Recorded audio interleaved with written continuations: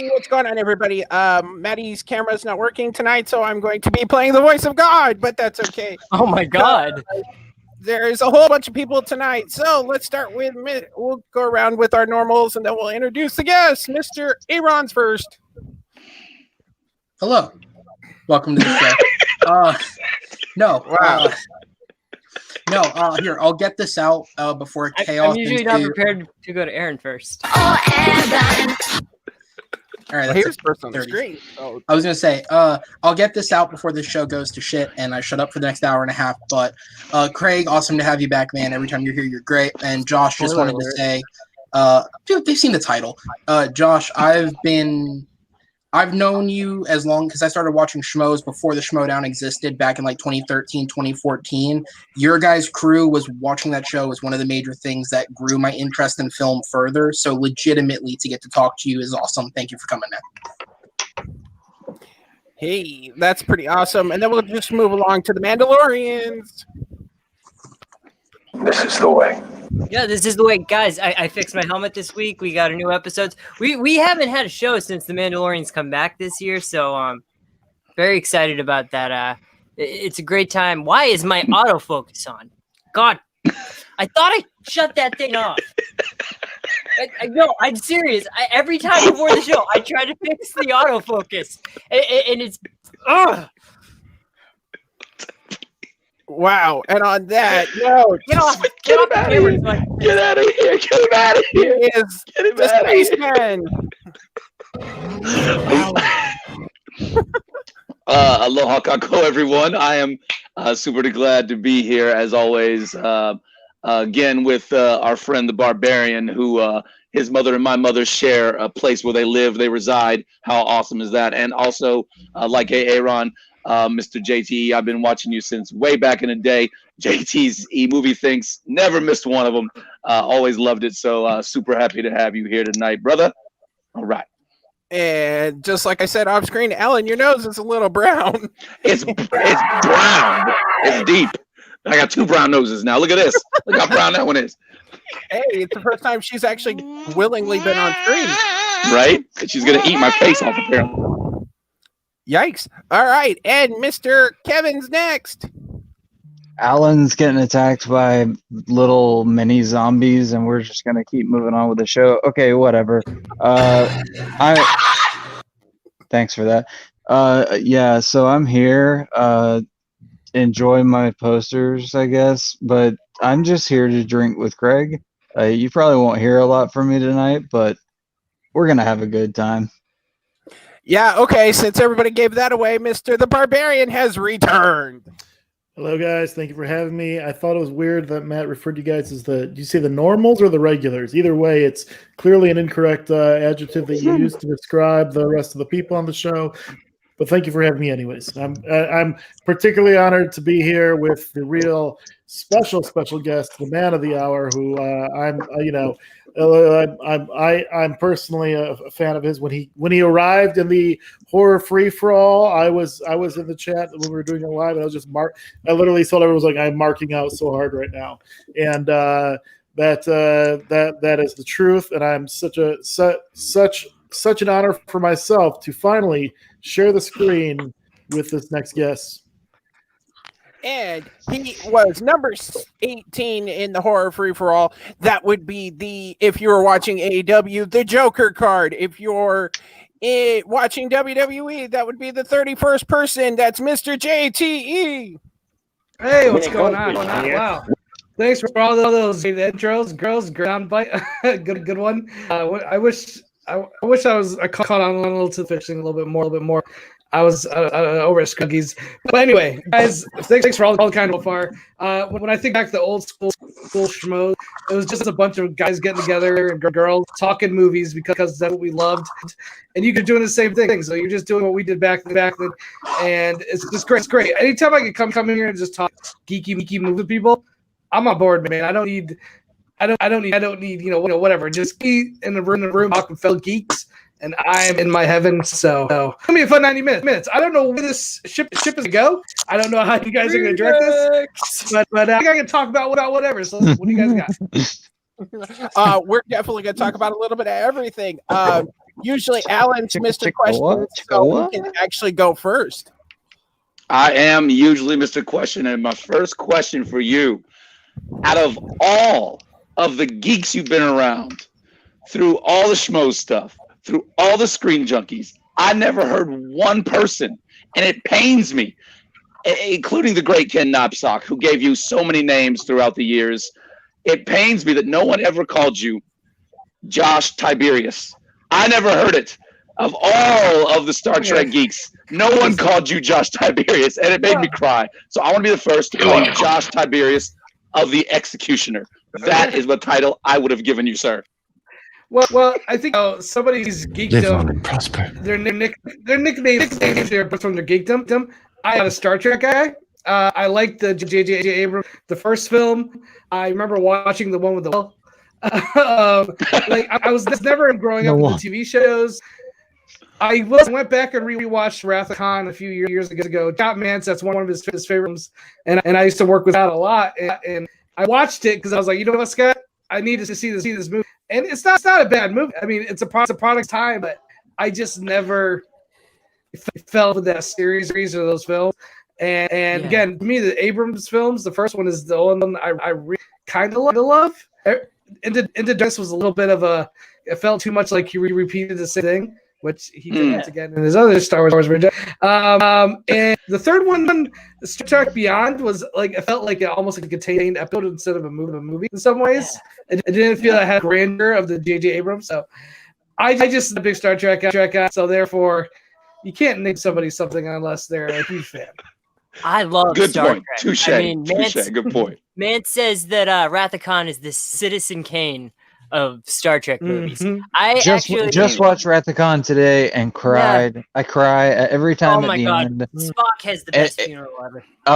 Yeah, best movie funeral ever. Yeah, I mean Scotty with his kilt and Sabal crying. It's all just of all the men I had ever known. I don't even care that I know that he's coming back in the next movie. Yeah, you know what? Here's the thing, though. I give zero fucks about that. I like Search for Spock better. I like Search for Spock better. Me too. Klingon bastard, you murdered my son!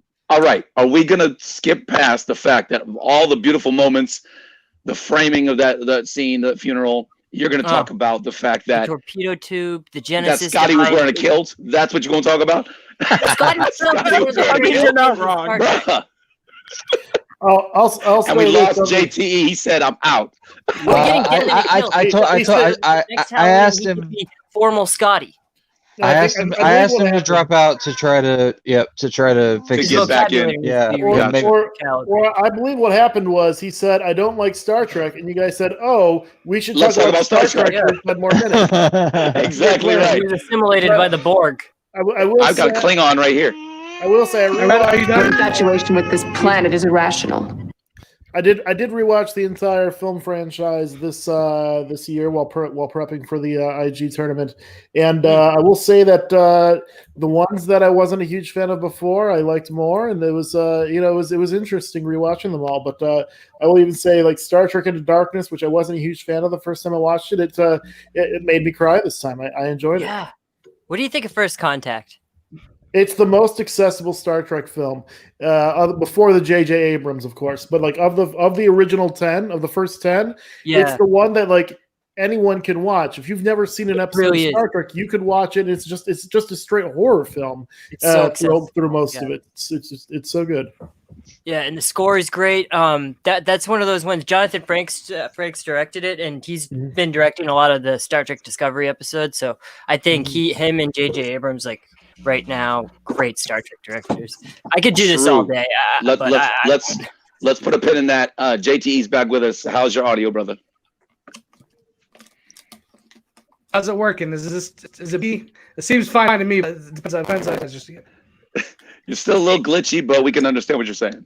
Yeah, it sounds like a '90s rap, like a rap remix. Yeah, it sounds like you're going to the movies. I think instead of Josh Tiberius, we should call you Josh Headroom. Oh, nice. That works.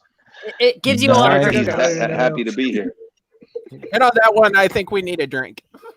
Now that Aaron's finally 21, he's willing to. I know. He wants to have a drink. Anyone Aaron, did you go get your drinks? Well, here's the thing. The nearest liquor store closed at 9, so I could not get shots, unfortunately. Boo! Aaron, I you've have been 21 something for to like drink. a month. I was gonna say, Truly. they still sell beer in Florida 24 hours a day. I know. I've bought it many times. We know you have. At 3 in the morning. Well, They it's happy destroyed hour part of here Florida. for y'all. Here in Hawaii, it's only 5:30. Well, you know what they say? It's Any- always noon. It's always noon somewhere. That's true. It's always 420 somewhere. It's always. I was gonna ask him. JT is gonna try one more time. He's One not more time to hopping jump out back in? because We'll wait we're for him to get- taking- once he gets back, he's Well, not let's, like offended by our shots. We'll wait on Yeah. him. I don't Should know we if he do- wants to let's participate. wait for Yeah, him to do the drink. yeah, let's wait. Let's wait for JT. I don't want to. Okay. It's Well, I got a actually question about for time. Craig since he's here. Yes, Leo. Yeah. There's no really any true way to know where the human heart is. Now. But here's the thing: I love time you, is a Alan. solid object. We just perceive it linearly. That The is true. perception of time is an Perception. illusion. So when I say it's always 420 somewhere, I'm right because guess literally what? is. You are correct. 420 is 6 hours from now. I, for one, really loved the horror free for all. I thought it was a good move that they did. How'd you Yeah. feel about the whole time? I mean, you got some questions that were, those were not easy. But then, how'd you feel about the whole thing, the whole ordeal overall? I first off, I was really disappointed when the original free for all got canceled. It's just if everyone remembers, like it didn't get canceled till like 2 days before. We were, it was right at the early stages of the pandemic, and it was coming into the league. One of my goals of the league was to get to play in the free for all, and having that getting taken away from me so quickly was really disappointing. But for this, I love movies, and I thought I knew a lot about horror movies, but then as I was starting to study for this, it was like attacking a Hydra, in that like every film I would learn, I'd realize there's 2 more films that I would need to learn that I didn't know about. It was just like it was a monolithic feat to try to attempt. And I learned what JTE, are you doing good? Yeah, I try. I reset my router. I reset my wire connection. Is this working better? Is it any better? Is this any better? Any better? I'm going to keep in. Is this any better? Whoa! I'm listening. It's not. Is it Here's worse? the thing: it's so much worse, but at the same time, it's awesome. Exactly. It's so much worse. It's better. Oh my God. Nicky, I hope you make sound bites out of. Yeah. Oh God, that's coming. That's coming next week. It's like And he's I feel this is what I sound like when I talk to girls. Like that. Yeah. That's what it sounds like. Is it better? Yeah. I love movies. But so with the horror free for all, to pull the curtain back a little bit, we taped that at 3:00 on a weekday, and so I had blocked off on my, I've recently, a couple month or so been back to work. Probably won't get a month and a half now at this point, and so I'd blocked off after 3:00 in my work calendar, but then ended up getting scheduled for like a call with a client right up until 3. So I was sitting there on a call with a client dressed as Negan, and then as soon as the call ended, I had to switch computers to my personal computer and try to get everything set up, and it was. I feel bad because that first question I got wrong, the George C. Scott one, is definitely one that I studied and knew, and it was in the moment you can.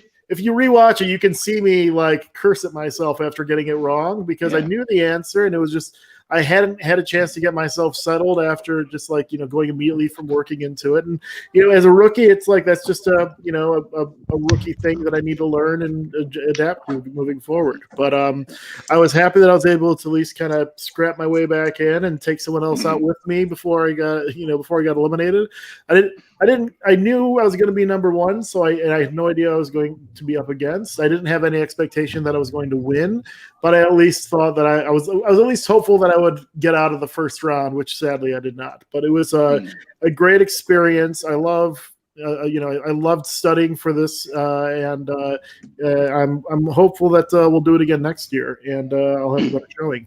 I love Yeah, I kind of like the category of just the categorization of Yeah. the free for all. So JT, what we're just talking about the horror free for all. What was your experience? How did you feel about it? Yeah, horror is not my strongest category. So I was curious how I would do if it's an old. I'm much at the 80s, 90s horror films, and the question I lost on was a 2016 film, The Witch, which I love that movie, but as soon as he said like actors that were in Game of Thrones, I was like, what? I don't even. Then when I thought about it, I was like, yeah, I guess they were, but they were not like Lena Headey. huge characters. No, Lena Headey in The Witch. No. It was Ralph Fiennes, and who was the other one? Ralph Fiennes and Katie Dickey. Yeah. Katie Dickey. Yes. So And I'm glad I did pretty well. Other than Riley and Perry, who are two of the better horror people that I know. So the fact that I was able to at least advance to the final round, and I kicked off Whitney, so I was pretty happy. Yeah. Nobody knew Matt Reeves, which I was shocked. Yeah, that was was really That was shocking. actually That was surprising shocking. to me. I know. I thought that was a gimme. I feel like it's because we're all geeks, though, that we would. Yeah. What was the question? I mean, All I heard was the Who answer, directed Let the Right One In? That one No. Who Or directed let Me Let Me In. me in Let is me in. what's called in America. I wouldn't have gotten that one. Yeah. So for that one, I was shocked. And then Jason Ritter, I remembered that because it was John Ritter's son, and I thought maybe else would get it, but Collins pulled it just like I did. And I think he said, well done, because I don't think he thought anybody was going to get it. That kid's unstoppable. Nasty He's scared. good, He's scared. Man, I mean, That look, kid's scared. I lost a match to him, and it was like Back in the day. he's just scary good, man. We all have. That's Yeah, all there is he's to mean. it. Yeah, I haven't lost to him. The one thing I'll say is That's the true. The kid, that is true. Go ahead and rub it in. with all due respect to the kid, I mean, technically, if you count the free for all, sure, I lost that to him, but Well. not an act, But I don't think the kid is unstoppable. I think he's very good, and I was very impressed with his performance in the free for all. But Dan Murrell is going to take him down at. Well, he lost the Yes. championship. He lost the championship Agreed. In a league here to someone. I'm not going to mention their name, but Nope. but yeah, he lost. He won the championship or lost the championship match. It was. I mean, which he put up a good fight and everything, and it was surprising that he even made it that far to get to the championship match, but. Yeah, he was on a tirade in geek and regular trivia and teams, you name it. He just tore through the fan leagues. So Those fan leagues, the fan leagues are really tough. You get some really softballs, but sometimes you'll get the deep cuts are the deepest deep cuts. It's too intense for me. I had to step back. Yeah. So can I say briefly? I would like to. For those of us that have alcohol present and those who want to go, I'd like to first have our first drink of the night. And this one, I want to toast to the fact that JTE making a season 7 debut. Many people thought it wasn't going to happen, but the moment when it did happen was a magical moment for us all in the Schmodown, and I was glad to be there to witness it. So cheers. Cheers, little evil. Cheers. I don't drink Coke. Well, it's my natural bottle of piss. Granny's peach tea. That I drink every week. Yes, Granny's peach tea. Yeah, nice. I just wish I could have gotten on video Caleb's face when JTE popped up on screen. Like he went absolutely bonkers. That's cool. So, this is also the same kid that has carried in more gold, according to Christian, carried in more gold than 99% of any active Schmodown competitors. When did he say that? Is that an actual statistic in the record books? Well, I mean, I'm sure it is because he. Well, I also don't think any legal child has ever actually won the belt. So by that factor, they'd all have to be adults. They all be adults. Dude. Okay, time out. Can I ask you guys a question? Throw chains on him. JTE and Barbarian, I have a question. I have a serious question. There is a 10-year-old, I'm sure you've heard about him, prodigy, Star Wars trivia competitor. What are your thoughts on him one day, soon competing in a Schmodown type setting? Or should there be an age limit? Yeah, it's a Christian Harlow question. I don't know if there should be an age limit. There's been like promotional match. We had the kids from It, I think at one point did a match. And that's a little, that's, again, a promotion thing. Sure. Listen, I'm not running a league, but if he could hang his own against the big boys, why not? I don't see any reason why. Knowledge is listen, the older you are, it's more of an advantage. You've seen more stuff. You have more time to rewatch things and digest things. Some kids, people can just watch something once and say everything about it. Maybe that kid's. I don't know who this kid is. You're talking. I haven't heard of him. Well, especially in the Star Wars. Yeah, I think Alex Damon talked about him, right? He's unbelievable. Yeah. And personally, it's I don't know from a logistical side, what the challenges would be just in terms of legality with the promotional rights, the image and whatnot, child labor laws and whatnot, because but then also it's not even just Christian. There's also Skybound's involved now. So, all things being equal, it's like, in a vacuum, sure. Let's see if a 10-year-old can beat Alex Damon. Are you smarter? Like a celebration. Are you smarter than a sixth grader, or what would it be called? But, exactly. Yeah, but at the end of the day, I think it would be interesting to have one or two actual kids in, but at the same time, it's we'll see what happens. Yeah, and you mentioned Damon, and I just want to. Did you guys see his mustache? He grew like a Rebel pilot mustache. For like Halloween and for it was for the Squadrons release too. I mean, he committed. That was impressive. Nice. But it's gone now. I'm glad your rating of facial hair is keeping on par. Yes. Well, it's on my YouTube thumbnails, and it just passes it, and it's like, oh, he has a mustache, and then it's like, oh, the next day, it's gone. Well, I kind of want to hear a little bit from JTE about what he's doing now, because I know we miss you. We're glad you popped back up in the horror free for all, and hopefully we'll see some other matches. But what kind of stuff are you into? What are you doing now? Where can people find you? On my YouTube channel, when movies basically canceled this year, I've kind of just been taking the time off to do some editing on the side, doing some projects here and there. Not I think I can tell you about right now, but maybe down the road I can explain a little more. But yeah, that's about it. Listen, man, Corona, lockdown. It's really, thankfully we all love movies and we all love just being inside watching. It's probably a lot harder. It's got to be a lot harder for people who don't play video games to watch movies. But yeah, so it's extroverts, yeah, exactly. So I just, been taking it easy, saving up some money, getting rid of this, and watching a lot of movies. I've been watching I've been going back. I was on a Roka show recently, and I've been telling him I've been rewatching the older films that I haven't seen since high school. I just reached River on the Bridge, Kauai, amazing. Bridge over the river. Bridge on the river. You JTE'd yourself. Yep. Bridge on the river Kwai. We actually had that argument. You got one. I mean, listen. Sometimes I just do them backwards, like Biju. So I just gotta learn what word goes first. That's it. Well, when you gonna take Roka on for the Rocky Championship? Yeah, you know what? It's funny because I've fought Harloff and Tom, and for some reason, I at the end of the day, I feel like I know more than, but I just haven't showed up as matches.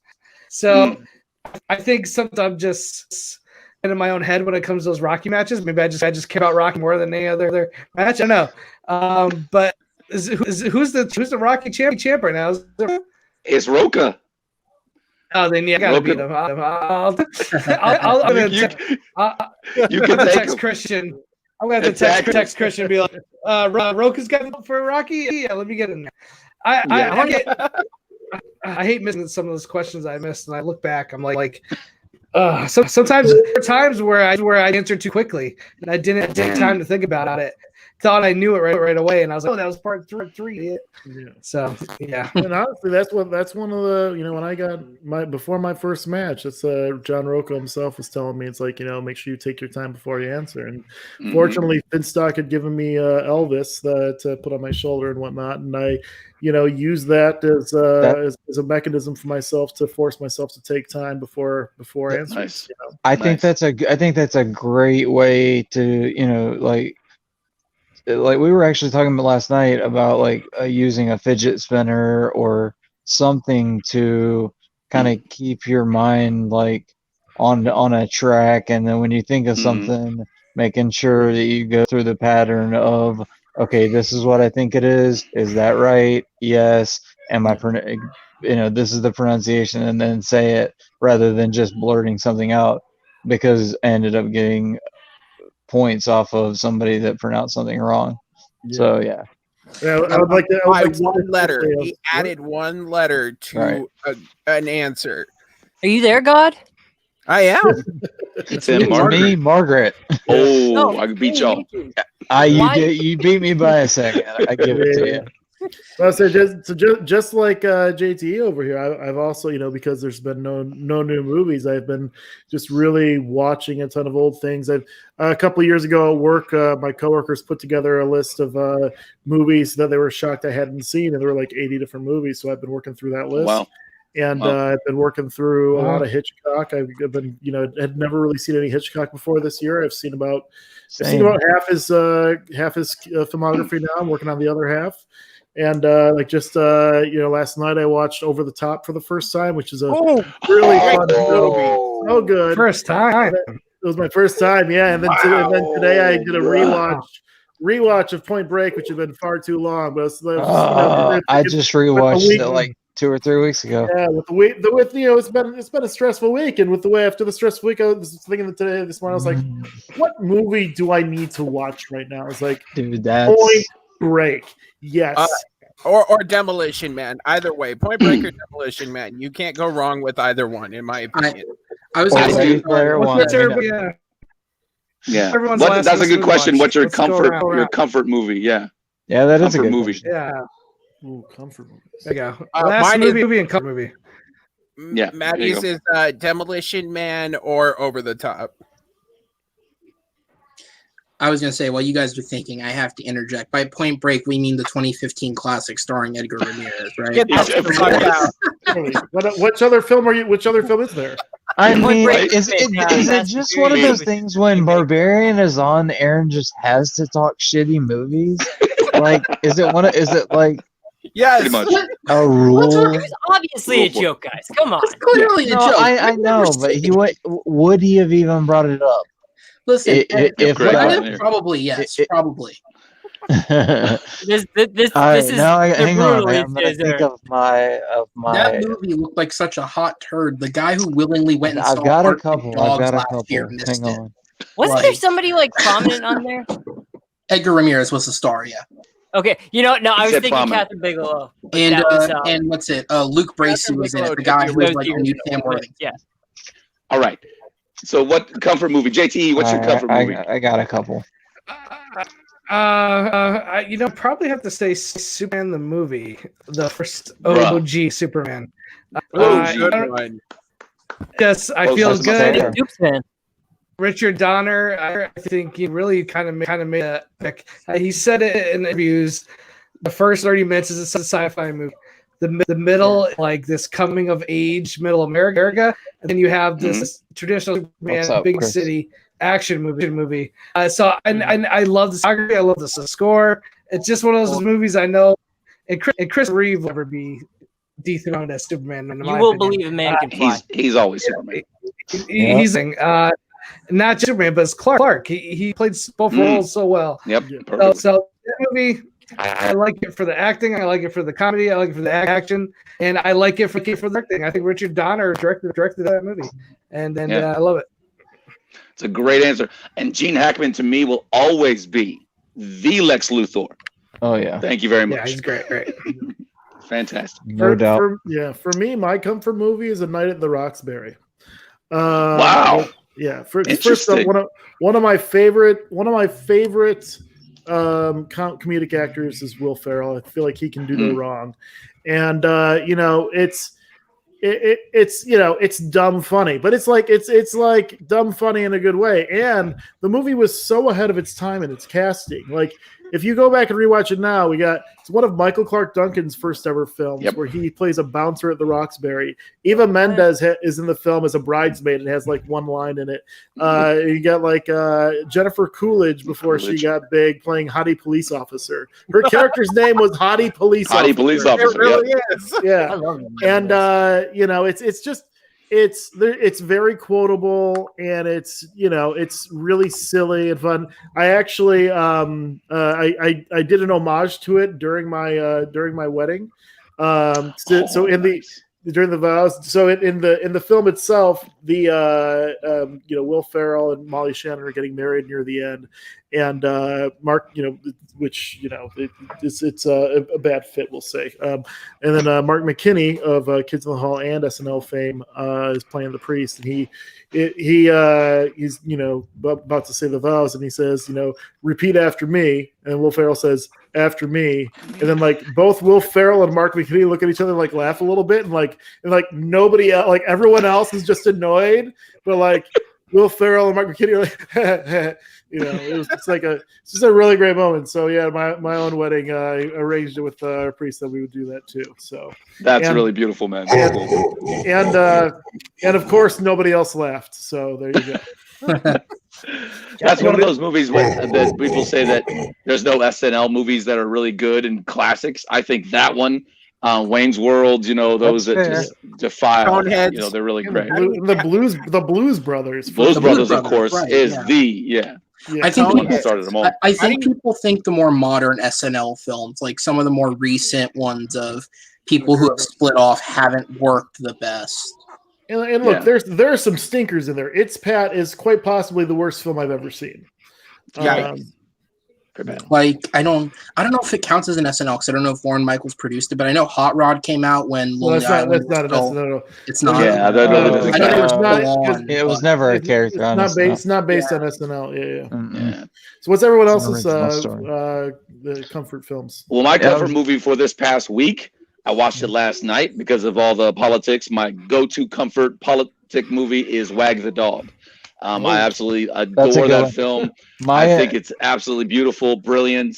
David Mamet's one of my favorite writers, and De Niro and Hoffman in that movie are just amazing. And you got Dennis Leary, you got everybody that's just killing in that movie. With the Woody Harrelson, role is great. I just love that movie so much, and it really comes true. To just today, De Niro, when they end the war, and he goes, I saw it on TV. It's true. I just saw it on TV. Yeah.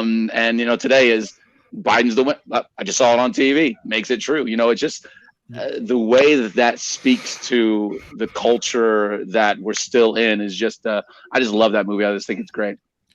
Yeah, it's. I will say it's a fantastic movie. I'm surprised it's a comfort movie for you. It is because I like to imagine, when I think I'm getting too wrapped up in something and getting stressed out about the outcome, I got to remember somebody made all this up.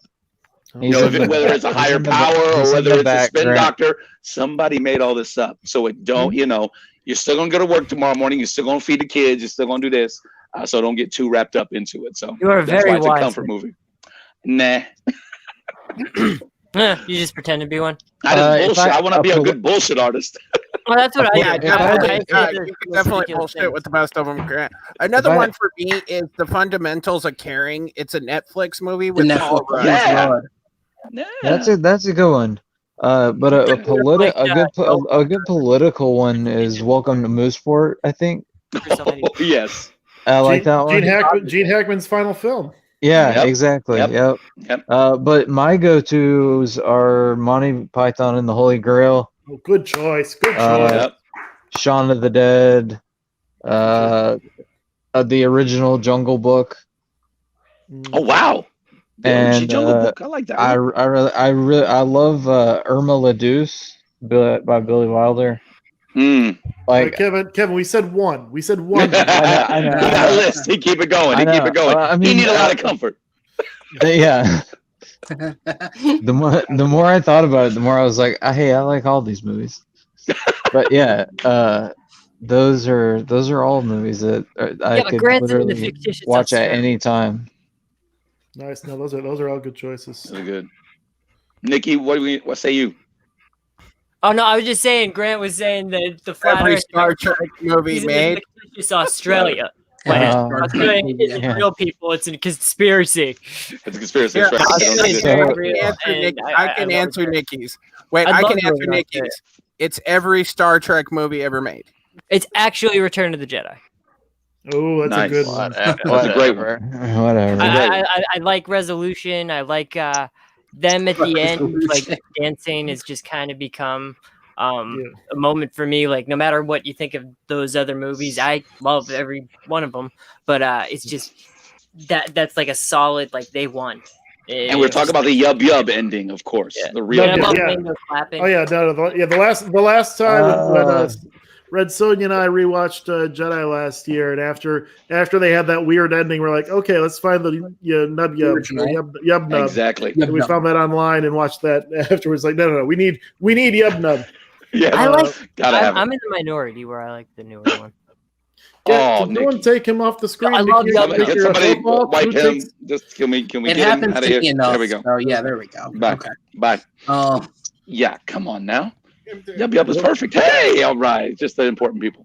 I haven't even said anything yet. Just the important people. Just the important people. I love how he knew it was me. What the fuck? Okay. That is just having too much fun. What I was saying is, as a musical composition, I love Yub Nub. I love Yub Nub. But what I think is they could take that, like the the instrumental. I think they should take that and like kind of resample it and use that as a backdrop for one of the spin-off movies, because that's just such a great like piece of music. Yeah, well, I will agree with him in that the actual orchestral piece that they put in, I don't think it's a bad piece of music. It's just not better than, like, I feel like Yub Nub fits the vibe of the scene more. I also feel like the scene gets thrown off when you start like jumping around to other planets. I don't exactly. Weesa free. Thank you, Weesa free.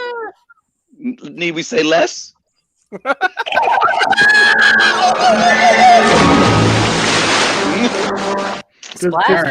was that. Because you know what everyone's complaint about Star Wars was not everything, not enough Gungans. Exactly. That was before, gotta have more Gungans. Before we had ever seen the Phantom Menace, so this was like groundbreaking stuff. Like, oh my god, the Gungans! Like it was after Phantom Menace. 97. Yeah, it was 97 special edition was the first time they attached that one, and then the original Star Wars, wasn't it? They added Hayden to it. Oh, that's right. They added Hayden. Yeah. I remember. Hayden I got the box set of the DVDs. Yeah. I saw Hayden Christensen at the end of Jedi, and I returned them shits. So every time they added to the end. I mean, to be fair, I love you, Alan.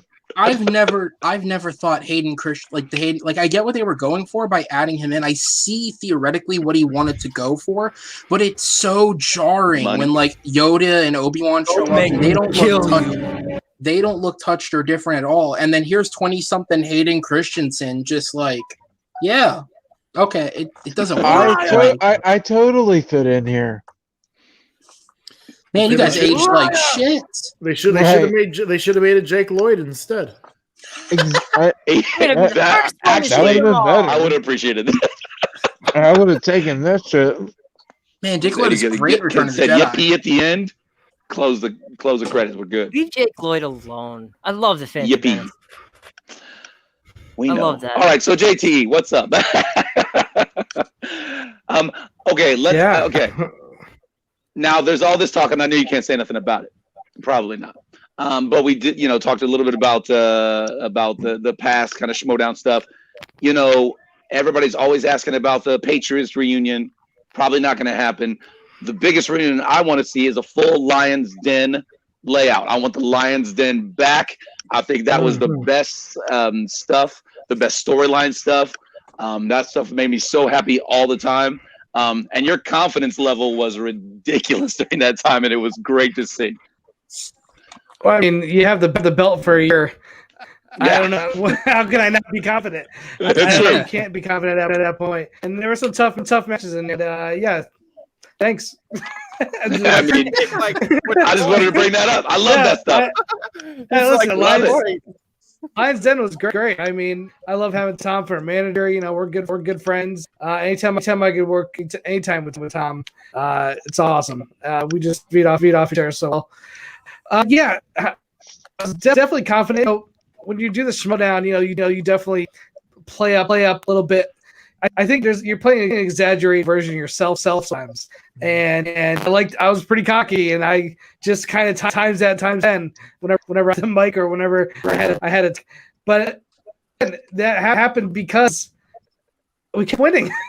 It's like, I'm gonna keep riding this train as long as I'm winning. I'm gonna amping it up.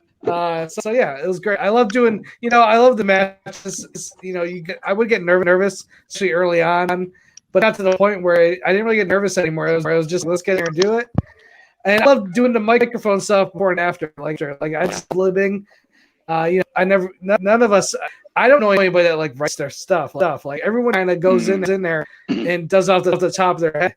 And to me, that's so much fun because I'm not a comedian or anything, but I've always been really improv in film school. Not like improv as far as I'm going to go on stage and make people laugh, but we would film stuff. And college to do a lot of mockumentaries in the vein of Spinal Tap, and I was pretty good whenever I had to do a little bit of improv. So I feel like that's something I'm pretty good at that a lot of people probably don't know.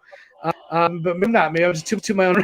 But I felt comfortable doing it, and I think that's the most important thing. If you feel comfortable, it really shines through when you do those interviews.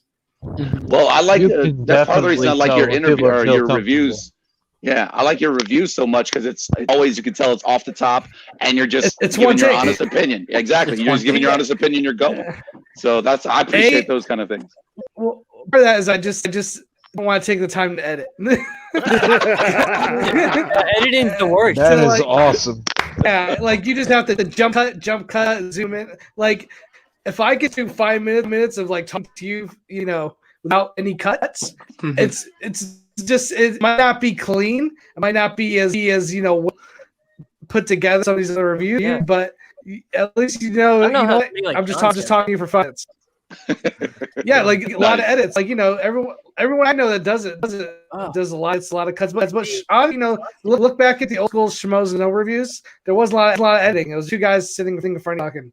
When I do my reviews, I do it in one take. I'm not gonna remember the name. I'm not gonna remember everything in the movie, but I'm gonna tell you how feeling coming out of it was. And to me, that's part of how I feel about it. Then and that's the most knowledgeable.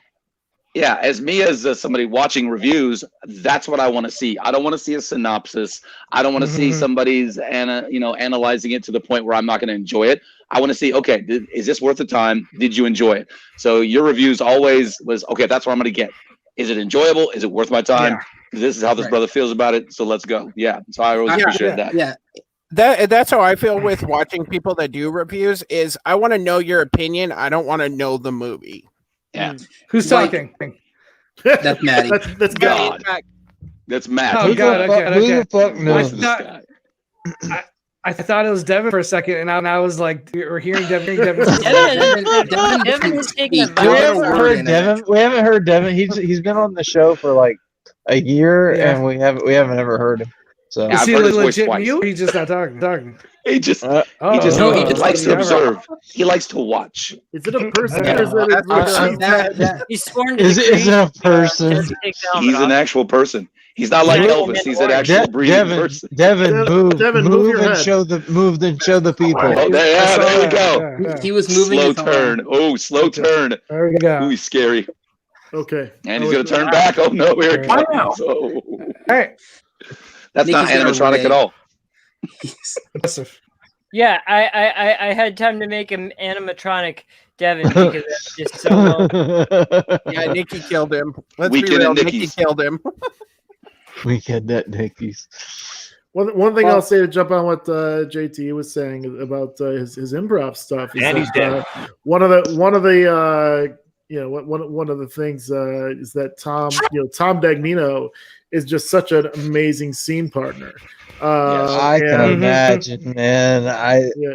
Wow. He is an improv genius. So, I think that, it helped, at least for me, the scenes that I do with Tom, I just feel like, I feel like I really need to up my game to be able to try to, match him. So, I feel like that's part, we've both benefited from, having him, having him, and he's always a wild card too. It's like, you don't know what he's going to say. even if Christian tells him what to say, you don't know what he's going to say. Yeah, I really miss, because of this whole Zoom thing, I really miss the interviews post matches. I miss those a lot, the being right next to each other and getting that, because Emma Fyffe always interviewing the Lions Den, somebody was going to break and laugh and say something outlandish, and it was usually Tom.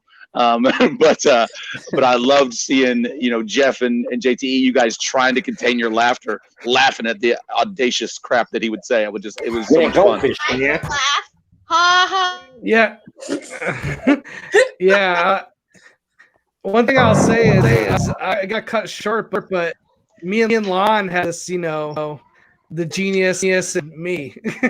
And I thought it was really fun dynamic, and I really had fun playing off his professor. And I wish we could have done some more, because I thought it was really, really funny. Yeah, I would have liked to see more of that too. That was fun to watch those. His character that he's doing this year is just like, it's fantastic. ridiculous. And then when he did in the horror free He for all, needs to bring back the professor. I thought maybe they bring it. No, he needs to stay as the delinquent. Delinquent needs to stay forever. Halloween costume was great. Yeah, it was funny either way that he came as himself as the professor. Yeah. You should have him start like a pyramid scheme where he convinces a bunch of people to be like, exactly. Just because like, that's what it is. Himself back up or Philosophy something. major is a pyramid scheme, because the only thing you can be if you're a philosophy major is a philosophy professor. It's the only job that they're training. Or a librarian, but or librarian. I mean, you don't get a philosophy degree to be a librarian. But you like at the Library of Congress, I would. The other day I said you could go down to the library, and Devin said, the Library of Congress? I'm like, no, the library. Or to pursue a law degree, you would. Why are you talking about this? So anyway, who's ready for another shot? Who's ready for another shot then? Yeah. And on that note, how did we get there? I don't know. We were talking about Lon being a philosophy. I don't know what. Oh yeah. Is that part of the character? Was he a philosophy major? Is that what I don't even know. Philosophy pyramid scheme. You should do that. But it's time for another shot. There we go. This isn't because Craig wants us to drink. This is because Craig needs to get through the rest It's that of the old Toby getting to me. The old Toby. What's funny is he doesn't know that it's going to backfire. Oh. Talk way more. This is the way. No. What are we making this toast? Spaceman has taken over, man. Yeah, anyone have a toast? Anyone have a toast? Democracy. Here's to democracy. To democracy. Cheers to democracy. All right. Cheers to Nevada. You finally got there, guys. Good job. Nevada. Well, you realize why it took them so long. Anyone who could count cards got kicked out of town years ago. Yeah. Well done. And with all the social distancing, Tom Jones wasn't there to count the ballots this time around. Nicky, shut up while you're ahead. Tom Jones, are you guys kidding me? It's not unusual to be in love with anyone. Yeah. Thank you, Aaron. Bye. None of you ever have my back except Aaron. Oh no, we have your back. It's just you kind of put. I got your back, way back. Thank you, Alan. Thank you. Alan gets JT, one line in before his kid invades again. I would be remiss if I didn't bring this up. It's the line is I would be remiss, not remiss. Okay. So I I also had fell off a scooter last year. Oh, really? What happened? I've gotten back on it. What happened? What did you break? Seriously? Did you break I broke the anything? scooter. Did you tear anything? What happened? I broke the gas tank on the scooter. Well, you did And you, I had did a you little break anything? basket that like, crushed. Did you break but I anything? slipped. Yeah. It was so I was going downhill. Yeah, but what and I about- hit the front brake instead of the back brake, and it was like, woof.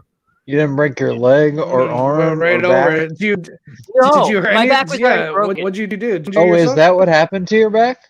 No, I was born with an extra thing. Oh. Yeah. But no, I bring this up because I've gotten back on the scooter. Oh. I Gotcha. did this last week because I thought that you were on Oh, last yeah. week, and I got my dates confused. Nice. So I had my Halloween What do costume you, on the scooter. That's what kind of awesome. costume? That's a Batman? Robin. Is that Robin. Robin? So, He like See, made you're the okay. whole he made that whole costume. you should have been. If you broke your back, it should have been Batman, and much more in line with the comics. I'm too short to be Batman. All right. And Hugh Jackman was too tall. Well, for Robin Wolverine, dies, man. but Robin does die. That's I mean, exciting. but he didn't die. In the Yeah, That's good, I just man. did that What is that? You got a good sized yard there, man. is that your it's Halloween No, candy? no in the kidding, basket? especially living in where Massachusetts, right? Massachusetts, yeah, there was ice there That's last you week. have We a had, lot of land there. It won't decide. Hey, how Yeah, old that's are you, Devin. Nicky? That's not my place. Where, He's got huge Nicky, how old tracts are of you? land. Huge Was Nicky tracts. Huge how old is Nicky? Was tracts. he just drinking? He was I'm drinking. 29 years old. He's 30. Okay. 30. Yeah, I'm ancient. But are you on the East Coast? But right now, JP? that was Halloween. That was Halloween candy in your basket, right? No, that was just It looked like I had you'd gone Star trick or treating, right? It looked like you'd gone trick or treating in that basket. it really did. Kinda did. I wanted So- sunflowers and rain or whatever that song is to be playing. Like I actually had the Dark Knight score playing, and it was actually comedic. 'Cause no, it was playing- it definitely needed to be like the da da da da da da da da da. let's get All right, guys. I hate to do this. Pause a bit. Pause a bit. Sorry. I got to go. But JTE, brother, it was a pleasure. It was an honor. Good Yeah, to meet you, nice sir. meeting I'll you, keep man. watching whatever you're putting out. No worries. Thank you. Barbarian, as always, you're the man. Thank you, Lee. Thanks for hanging out with us, poor schlubs over here. And aloha. See you guys later. Bye, Alan. Love you, buddy. Fun in Later, Hawaii. Bye. Bye, Alan. Love you guys. Keep posting those pictures that piss me off because your Hawaii's so beautiful. Because you live in fucking. Will do, brother. Just for Heaven. you. Just Wait, for you. is Alan in Hawaii? Are you in Hawaii, Yeah. Alan? I'm in Hawaii. Yes, I'm in Hawaii. and like Which- sometimes Thailand. he'll just broadcast from his backyard, like on his phone, just to be Yeah. a dick, like Wait. right at sunset. Yeah. Within shouting distance of Daniel Alan, Day what Kim. island? Oahu. Everybody, quiet. This is really important. Wait, what island? Oahu. All right, I Oahu. need to know this because I'm gonna totally crashing at your place just for a Hawaiian trip. Bruh, you definitely The best can. way to take vacation. Exactly. You definitely can. He just I got an totally I got an bought extra it. room. Crash on, brother. I was Oh, trying to get I'm Harloff. I was That's trying to get awesome. Harloff to do the Jurassic Park exhibition at Jurassic Park because I work there. He So was that in wall is- Jurassic Park. I work there. Oh, So, shit. good yeah. for you. In fact, let's have Barbarian, JTE doing a Jurassic Park at that wall or by the Jurassic Park log where the two kids and the Yeah. doctor hid behind, and we'll do that, and that'll be the real championship match. That's awesome. My girl's favorite movie is Jurassic Park, so she will love it. Awesome. Absolutely love it. All right, aloha, guys. Take care. Aloha. Yeah. Bye. Good to see you. Yeah, as soon as this pandemic ends, I'm gonna fly to. So guys- I want to stay away from airports until the pandemic's over, or at least until I'm Yeah. vaccinated. Oh, But yeah. oh man, now that everyone needs to, I just. It's funny. It's not the flight itself that I'm worried about. It's the airport. I feel like I always Oh, get see, sick when I go to right. the airport. I'd be more worried about the airplane. I mean, you get sick enough getting caught in those goddamn tubes. Like, I don't want COVID on there. but it's not. But they got a it won't filtration stay on it. It's not alive that. It's the out of a actual warm airport, the body. security queues you're going through, and just it's I don't know. Whenever I fly, I end up getting sick. So none of it seems comfortable. No, I agree about that. Like, you always feel like there's no bubble at all at an airport. Yeah. Like, you always feel like somebody's too close to you. I feel like. Yeah. I do. And I'm a big guy, so same. That makes it even worse. I feel like all of us here are big guys, including Nicky. True. Oh, yeah. In his mind, 25 pounds of me. How much? 125. I feel like that's on a. Devin weighs more than me now. Are they like Nicky and Devin combined into one person, right? You guys are like. We always say that. I always say that, at least. I'm convinced. I'm convinced Devin is Tim Chalamet, and he's not revealed himself. He's got the same body. Chalamet, also a Swagger's there. Timothy Chalamet's researching for his next role, another Unfriended sequel. Just hide your peaches. Hide your peaches. Oh my God. There you go, I understood that Nicky. reference. Well, and I didn't want to. I was gonna say, I think that was intended. I only understood it. Was that a reference to that movie you did with Call Me by Your Name? That one, yeah. No. Yeah, I never saw it, but I heard about it. Yeah. It's the second most uncomfortable scene I've ever watched in a theater. What's the first? The first was when I saw Moonlight right after I won Best Picture, and the theater was essentially me and a whole bunch of old white people, half of which cleared off when they started doing it on the beach. Which part of that made you uncomfortable? I was never uncomfortable. The whole room got uncomfortable because I don't think they realized where that scene was headed. Good pivot. Good pivot there. No, I don't care, man. I was being an asshole. I knew it was a gay romance. I figured something was going to happen at some point. Was? Like, yeah, Moonlight's about a gay romance. Never seen wait, Moonlight? Nicky, have you never seen Moonlight? Is that what we're getting at? It's on Netflix. I haven't seen Moonlight, but it's more of a gay coming of age story. That is correct. Then again, the fact that I remember that I'm the only one that got the name of the main character right in our match. Yeah, it tells me that I'm the only one that's seen that movie out of Chiron or Black, or what's the other one? Blue. I don't like coming of age movies. Blue. Yeah, it's blue. In Moonlight, black boys look blue. Yes. Yeah. The play. Yikes. Anyway, but Jimmy Kimmel at Oscars had a really funny joke about that, about how, all the movies that year were so dour that the only one that had a happy ending was Moonlight. That's actually really funny. Yeah, that's a big yikes. That was a Jimmy Kimmel joke, not me. That's a Jimmy Kimmel joke. Yeah, I know, right? That is funny, actually. But no, what I was gonna ask is, speaking of movies, switching to recent movies, what do you guys think about Tenet? Do you think it'll make more money when it moves to VOD? Because it's going to VOD soon. Do you think it'll make more money? It's going to Blu-ray. Oh, it's going all the way to Blu-ray? Okay. Yeah, I saw something earlier. They're not doing premium VOD. They're going straight to just DVD release. Okay, it's been 3 months, believe it or not. I mean, I don't know if it'll make much more money just because of the pricing of like rentals. It'll be at a normal rental price, so I don't think it'll give them a big enough gross to like make anything up. No, I do think more people will see. I thought it was going to be the premium VOD thing. I didn't read the thing.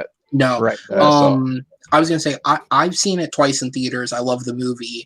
I think it'll be a good way to get more eyes on it. Yes, thank you. I think it'll be a good movie theater since Bloodshot, so you gotta. It's a touchy topic for me. I'm just lucky. The only reason I've went is because I'm very lucky that within a very close proximity, I have 3 AMCs and I have A-list, so I can just check to see if there's a mostly empty theater and then go see the movie, which is nice. Oh, good for you! You just But- got that one. Okay, I'm curious to hear JT's take on this. What do you think? Yeah, have you JT? seen Tenet yet, JT, or no? That I was just about to ask. Have you guys seen it? Yeah, I saw it in theaters. There was a theater playing here. I think there was like maybe 6 other people in the theater.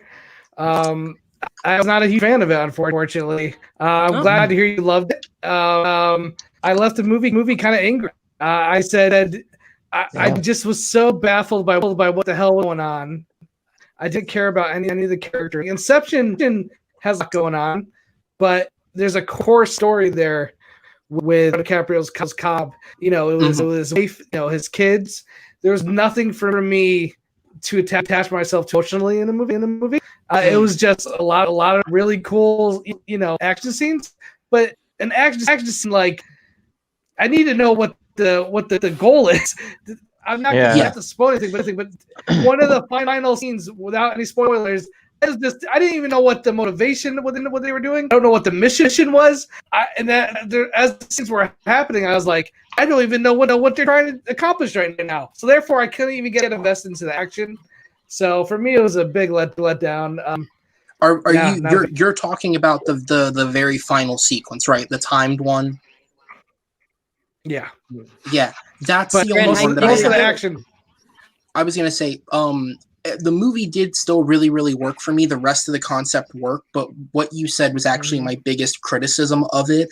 I respect his decision to almost, by not even naming John David Washington's character and just calling him the protagonist and using him as like another plot point just to move the pieces of the game around.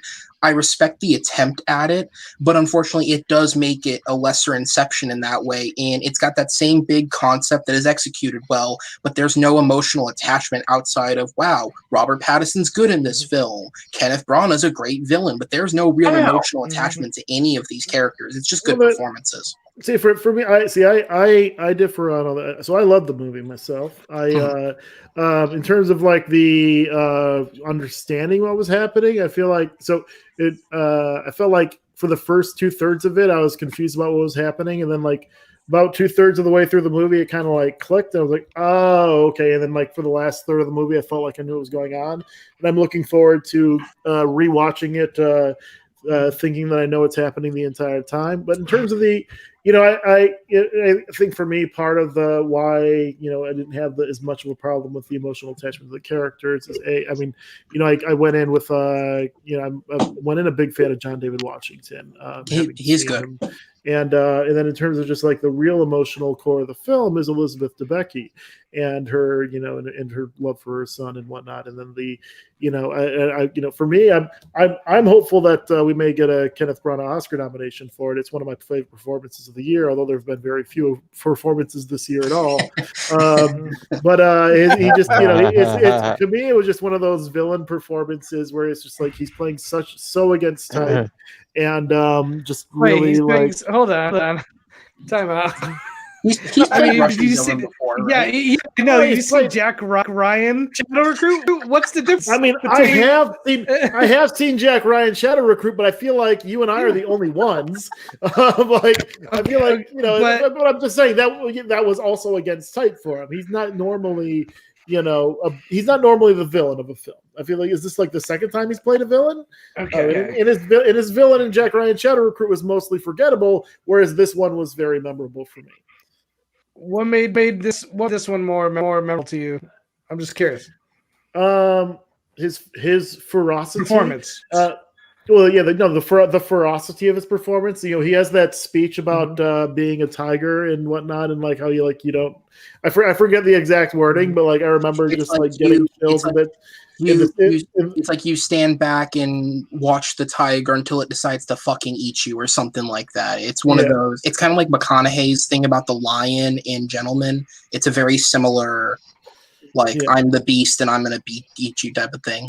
Yeah, so that speech for me was like the speech that they show at the Oscars, and then just like the whole notion that like he is dying and is so petty about it that was spoiler alert shit. I was about to say, watch out for spoilers. Yeah, okay, I'm gonna. Yeah, that's But why I I mean- wasn't listening. It's Ugh. okay. I was about to say I'm definitely tuning this out. So you Well, guys are. but yeah, it's not a, you know, it's not like It's not something I can really. I can't connect it to anything at all. Yeah. So Yeah, you know, when I say that, it's not as if it's like a moment, it's a state, you know, it's a state of Right. being, right? And but you know, and so yeah, like so like his villainous motivations in the film for me were really you know, compelling, and I thought he did a great job of portraying those. It's interesting because you that like I'm just an opposite of you. The motivation, especially towards the end of the movie, without saying what it is, really made no sense to me as a human. Like that kind of thought process I went through. I'm like that. I mean, it's not even evil. It's just it made no sense to me. And again, I can't get to it without giving spoilers. Right. And also the relationship me with him and Becky. I didn't really understand that relationship, and it didn't really work for me. Some of the again, I'm not spoil it, but the thing he is holding over her made zero sense to me. And That's one of the weaker parts, in my opinion. Yeah. Throughout I was watching the movie, I kept questioning the motivation. I kept questioning ships. And because I was doing that throughout the film, on top of it, I didn't know what the hell went on most of the time.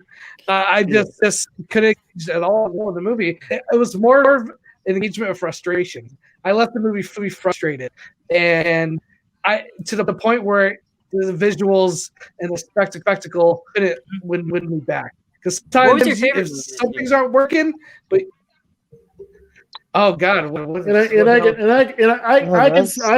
way, I can definitely see and respect that take, because for me, it's like, you know, if I felt at the end of the film like I did 2/3 of the way through the film, I probably wouldn't love it. You know, like if I hadn't like had that click. But then, I was sorry, I was going to say, because you said you saw it once, and JT, I think you said saw it once. So as the only person here who has seen it twice, I will say.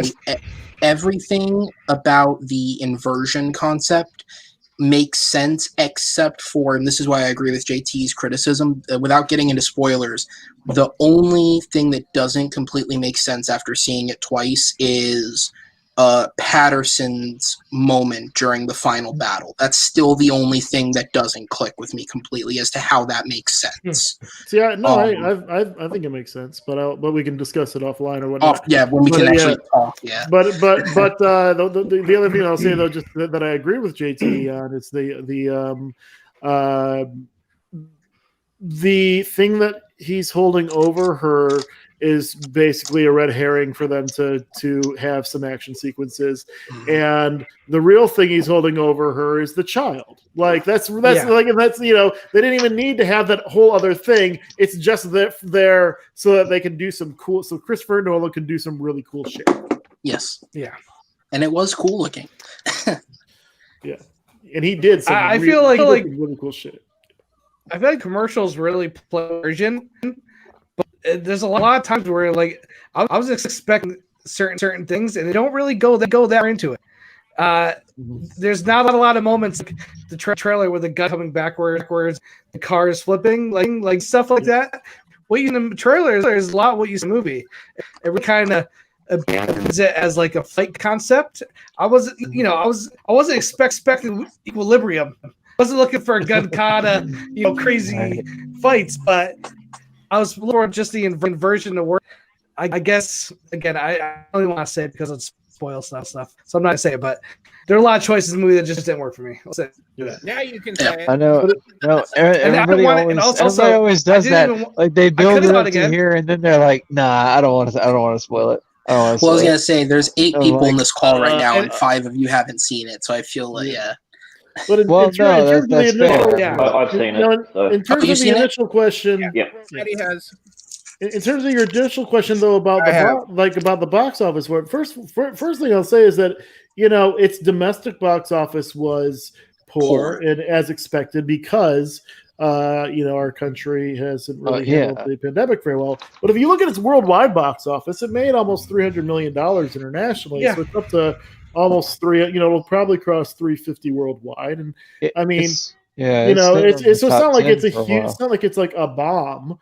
Probably not at all. definitely didn't make the probably close to $1 billion would have made it if there wasn't a pandemic. But it'll be one of those in the future where we'll look back. There'll be an asterisk, and we'll look at it, but comparably to other movies like this year, it's been ranked in the top 10 for quite a while, according to like the charts that I've seen. Yeah, but I think that Look, it was like the canary in the coal mine, and I think part of that was probably Christopher. Like, it seemed like Christopher Nolan really, really, really wanted it to get released in theaters. Yeah, and that's about right. Yeah, so they he convinced them that it could work, and it just did it. And it's one of those. Not to get too much into the stuff that's not nonsensical like movies, but it's like the problem with trying to reopen the economy in the middle of a pandemic is that you're still not going to get the kind of business, even if the shops are open. Even if the businesses are open, you're not going to get the kind of business because everyone's scared to go. Scared of the virus. And like the problem with the concept of it is, like, especially with movie theaters, like, I've seen the movie twice, and that's only because I've been lucky to find 2 opportunities where I was free and the theater was pretty much empty. Whereas theaters make money on sold out theaters, which is a concept that for health reasons, A, the theaters can't actually do, and then B, people will avoid going to even the 40% full theaters because you don't want to risk something happening. It's an economic frailty, really. Well, but really, the theaters don't make money on the movies at all. The theaters make money on the concessions. The popcorn and sodas. And the concessions are, so far as I can tell, seem to be getting hit by this because it's like, at least the theater that I went to see these films, it like you had limited options, and they were like like you couldn't get refills on your drinks because of pandemic. Man, I bet everything got complicated by it, and it just seemed so I'm imagining that it was very I know firsthand from the AMC that I used to work at, which I've said before on the show. I worked at one of the biggest AMCs in the country on Disney property here in Florida. I know from speaking to some of the management that I'm still friends with that are there, their dine-in theater, which is half the building, they had to cut their menu in half because there were certain things they just couldn't make with like supplies.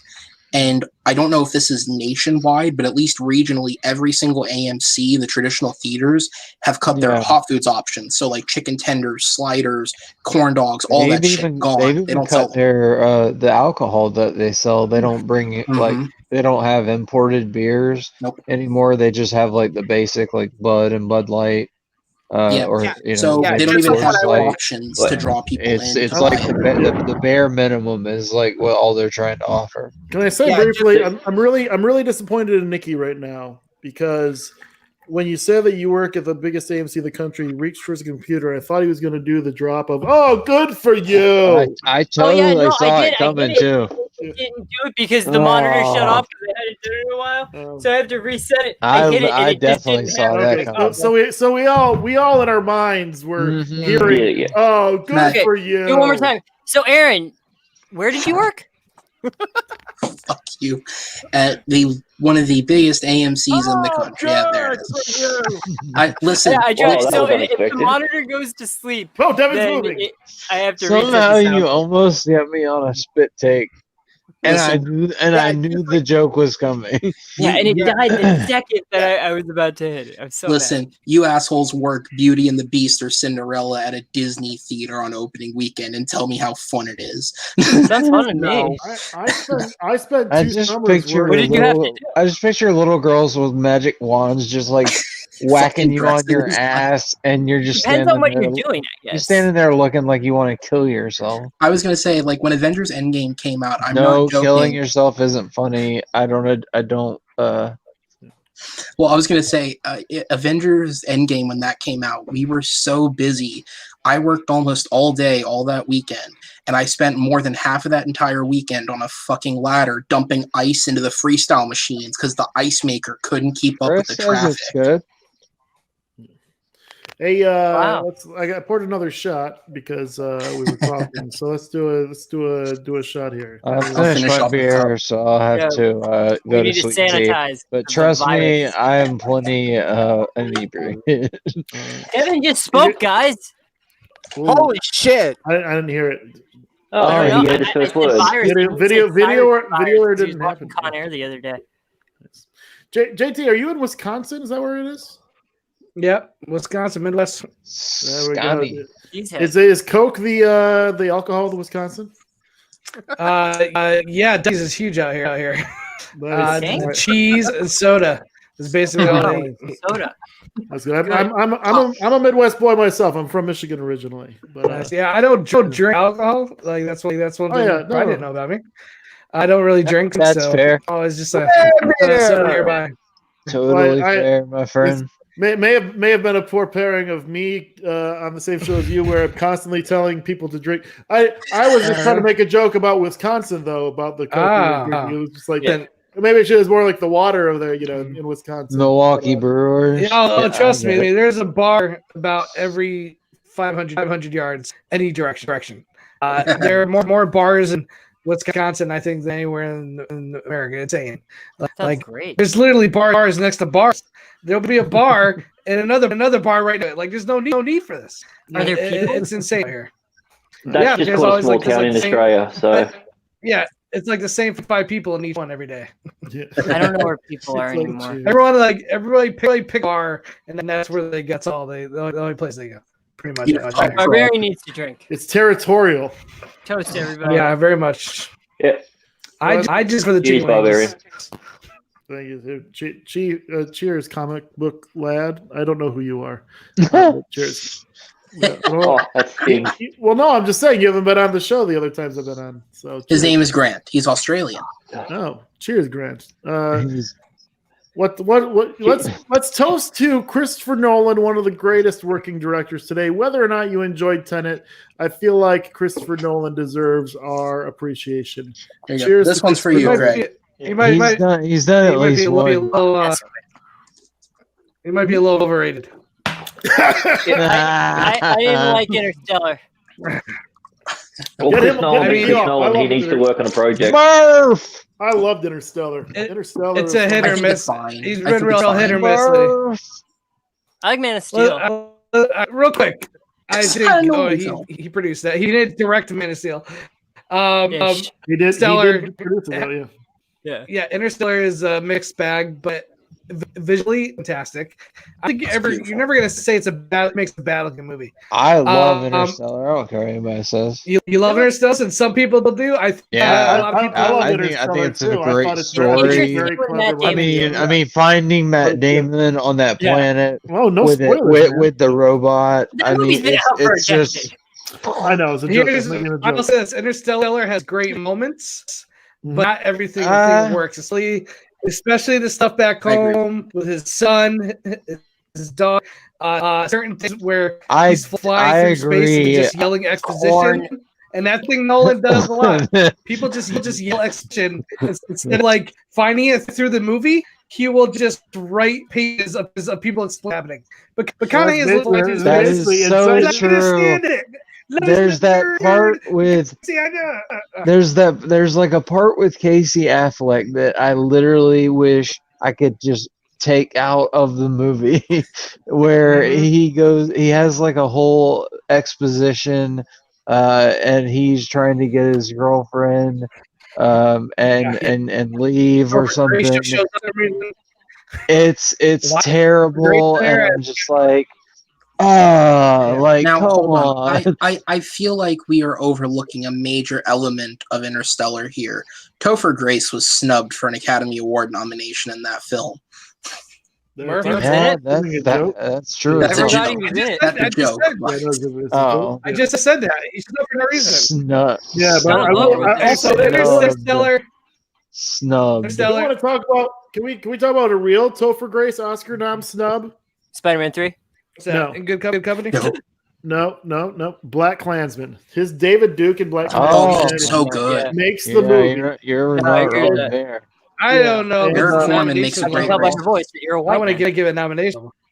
Well, neither did the Academy. They gave it to Adam No. Driver. instead, Yeah, but- agree. To be fair, Adam Driver is also great in that film. But Nolan, I think Mm. Driver's great. Yeah, I agree. Dark Knight Rises is not great, guys. Great things, great moments, I think it's great underrated. sequences. Not Yeah. not a great. It was a letdown. It was a letdown. But yeah, that was. of the three It's films aged in well. that trilogy, it's For the sure. least good. I wouldn't say It's it's a bad movie, but beautiful mess. It's the least good of the three films. It is, yes. But, Yeah, no, I Adam even agree with West that. movie. He has I a love- bomb. oh, I love Remember that. Adam No, said that, that? yes. Yeah. That's Yeah. basically what the ending of Dark Knight Rises was. Batman grabbing a big Exactly. giant bomb and running out of this with it. It's like, And throw it in the ocean. yeah. So also, I'll say I think Dunkirk I was excited for, but Mm. he just can't tell a movie without doing weird time jumping stuff. I it took me after the movie to figure out what he was doing. Then Yeah. I go back watch it and love. I think it looks amazing, but I watch it today and I wish just this thing in order, man. I don't know why you had to do these three different things. Even though there's Yeah. amazing shots. Well, he is obsessed with the concept of time. Yeah, Clearly. yeah. He Movies is, like he that are is. made for theaters too. They yeah, are. but Tenet They is definitely made without some games. any. Nobody gave him any notes on Tenet. It's like he just took everything he wanted. It's like obeying at 6 Underground. Nobody gave him any notes. I'm just gonna go full bay, test full notes. Wow. That's just Wow. great I mean, about those Netflix Even Fantastic. in what's shit? I just totally blanked Like on Richard the Kelly and Southland Tales. the magician Exactly. movie. The The Prestige. The The Prestige. Prestige. The Yeah, Prestige there's was they the best even, film. I they love even them. mess with time in I that. love the Prestige. The Prestige is my favorite Nolan. Yeah, I was gonna Let me say tell you that. another- that Have you I seen the love- Hugh Jackman commercial where he's naked? yeah, Wait, oh what? yeah. That's hilarious. I saw I that found today. I That's don't know hilarious. why it's Really early on in hilarious, that but movie. okay. What did you say, JT? Has everybody here seen Prestige? Yes. Oh yeah, Prestige is great. Yeah. Okay, nobody's not seen it. I Yeah. figured out he had a twin brother like real early in that movie. Oh And yeah, same so, here. but by the I end, tell you. people were like, "What a twist!" I'm like, "What a twist! What do you mean? What else could it have been?" I understand know, the right? side. It's enough that you I can under- figure it out on your I- own. Yeah, and I understand that Hugh Jackman's it, but for me, the Bale thing was pretty obvious. At one point, he cuts his finger, and it's like not it's healed. And I'm like, okay, well, he has twin brother. I was like, obviously, maybe I just figured out before most people. Maybe people figured it out, but it took away some of I the umph of that loved beat. how So- they did the. Just because you're an evil genius doesn't mean it's not a good movie, No, JT. it's when they Yeah. killed But the if your bird. movie, The little kid was crying, and it's like it was. Yeah. His yeah, but That's when why I you rely on also, the twist, when we rely on the twist too much, it's not good. But Yeah. here's the thing in terms of the twist of that movie is that once you learn about the twist, The real twist is in that the magic is is time. Like well, he's actually moving real hats. Like Sure. they're moving I to a guess- certain yeah, place. what I was going to say is that you can go back through the film and know which character of the two twins Christian Bale's playing in Mhm. any given scene. It's And a much more for me enjoyable was film. like- than Oh, that, Tom Hanks. It's a much better film. That's to me that was fascinating. It was just like once you realize that they're twins, you're like, oh shit, like so which one is in which the scene? psychology behind that's interesting too. Yeah, and Christian Bale. It really is. so good. Yeah. It's very interesting. So I want to ask a question based off this discussion we're having. I feel like we should go around the panel and say who we think is the best filmmaker working today. And it isn't like for their entire career, it's like basically like based on their recent work. Right So now? for instance, for me, it's like Recently, the Coen brothers are my favorite filmmakers of all time. ever. But their past couple films haven't been as good as like what they were making in the aughts. So Fair. like so I wouldn't put them as the best filmmaker. So for me, I actually would go with Taika Waititi because for him, he's somebody who, to me, he's made 6 films. Each film is better than the one before, in my opinion, at least. And I'd agree with that. he's able to just mix drama and comedy and humanity and Kick-ass Star Wars pathos in just such a a phenomenal way that shows that he really understands the human condition and he really understands how to entertain. And I can't wait to see the next Taika Waititi film. So my answer for this question is Taika Waititi. Jojo Rabbit, by the way, was my second favorite film of last year, of course, after Avengers Endgame, which, anyway. So that is my answer. JT, what is your answer? I'm going to go. Oh, okay. God, are you there? Go ahead. Are you there, God? Yeah, I was going to say Ryan Coogler because of his work with the Creed movies. You got to go Black Panther, So that's my pick. That's a solid pick. All right, what do you got? Go ahead. I would probably go with Villeneuve. I think Blade Runner was a huge task. Yes. And it was praising. Dune looks amazing. I think Arrival is one of their sci-fi films, was totally different than the Blade Runner, and it's like such a good punch. And then I love Sicario, which I just rewatched like a couple weeks ago, and that movie holds up beautifully. The only thing I didn't really love was I like Prisoner, but I didn't love Enemy. Jake Gyllenhaal. It's a little too out there for me. But I also just rewatched this film in Centenaries, like from right. And that was great. So I think the fact that Dune looks so good, Blade Runner so good, to be a sequel to Blade Runner would be one of the most terrifying jobs of any editor. And for him to pull it off, it's such a huge accomplishment in my book. And again, Rivals was amazing. Sicario was amazing, and Dune looks amazing. So I gotta go with him right now. Yeah, I applaud that. First off, when I chimed in with Prisoners, I meant that as one of the ones that he did that is very good. I wasn't trying to say that was the bad one. Yeah, I haven't seen Enemy yet. Actually, it's on my. I recently ordered it, so I own it, and I'm going to watch it soon. I hope it's not bad, but you didn't like it, so you might like trip. It's Okay, real cool. trippy, and I mean, to the point where like a bit how I felt after watching. Ted was like, "What the hell just happened?" So maybe we'll be right up here. Nice, yeah. But I feel like Villeneuve was one of the ones that I would have considered naming in this category as well. Yeah. For sure. Thanks for stealing my one, JT. Yeah. Well, you can. I knew it. That's why I had to go before you. I knew you were gonna say it. Say it, man. I gotta go before Comic Lad because he's gonna steal my thunder. I have a controversial one. I know people are gonna say that's you're gonna say Ryan Johnson. I'm gonna break my computer. No, it's not Ryan Johnson. It's in the That's same where I vein, thought he was going. It's not so Jar it's Jar J.J. Abrams. Abrams. Oh And God, it's not it is just Jar because Jar he's a Abrams. director, it's because he's also a producer. And Dude. 3 franchise. No, hear me out for a second. I have never seen a J.J. Abrams movie that looked bad. And he has pivoted the direction. Yeah, that's the cinematographer, not the director. No, yeah, but cinematographer, producer, what happens is once he puts his mark on these franchises, they keep that. So like Star Trek Discovery, that's something he has very, very little to do with, but it still looks like the J.J. Abrams, the aesthetic. That but I feel like that Time out. My pick, it was actually Ryan Johnson, so I want to have this discussion real fast. I want to have this talk real fast. Hold on. I feel like we shouldn't have this. Because I thought it was a really a really good mental pick. Yeah. First off, I have to say, it is pretty if we debate J.J. Abrams and Ryan Johnson right now, none of us would be want to do that. No, Kevin, let's to the go ground. and say they're both great. Okay, one at a time. No, I did really enjoy Knives Out though, so there you go. Okay, I love Knives Out. I'll say that first of all. I mean clearly I love everything about it. I love the Benoit Blanc character.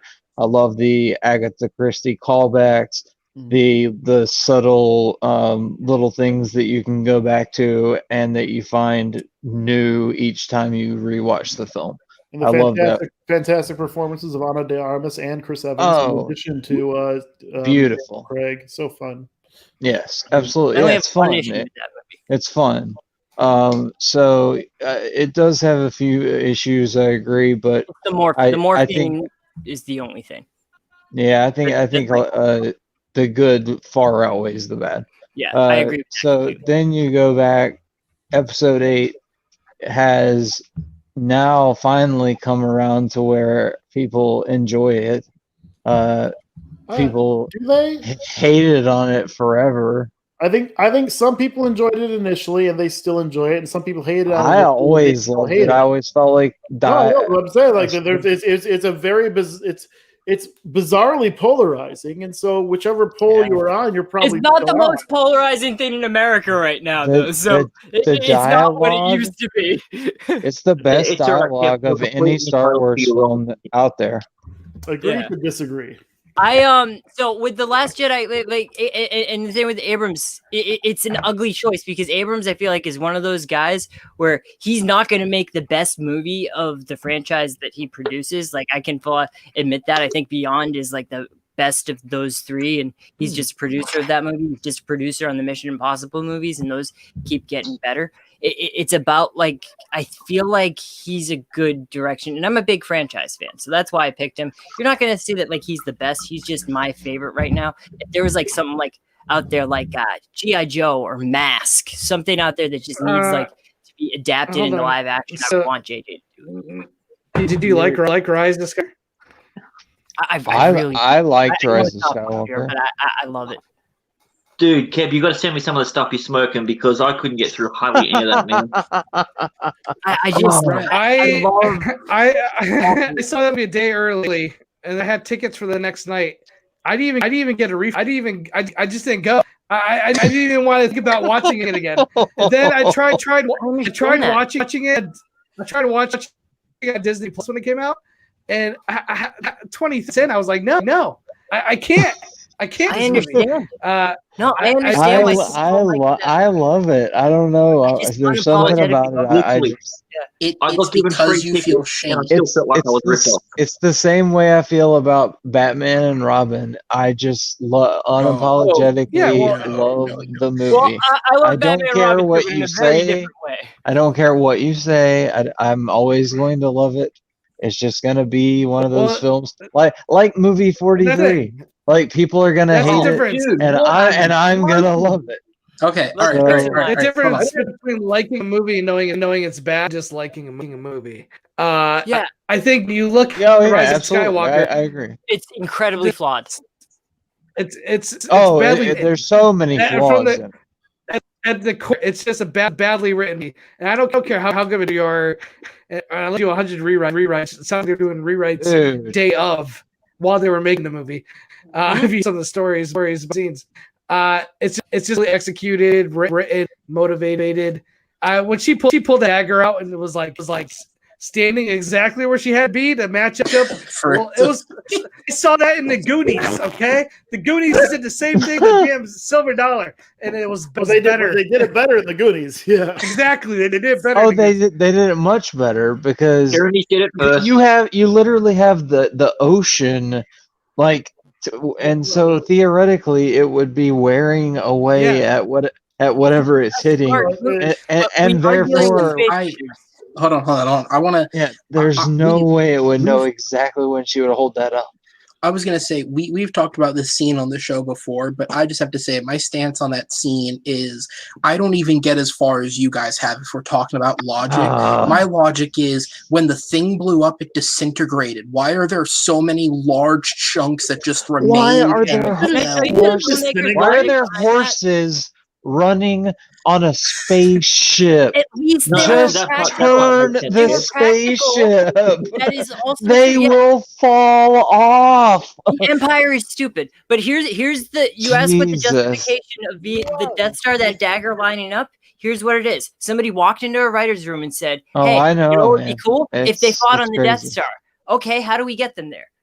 That's how that. Yeah, but the problem is that's they have flawed stupid logic. shit like. Here's the thing: if they wanted to fight on the Death Star, they have a thing already in canon. They could have used the Valiant. They could have gone back in time. They could have actually fought on the Death Star if they wanted to do it that way. That would have made more sense because it's already canon. It already exists.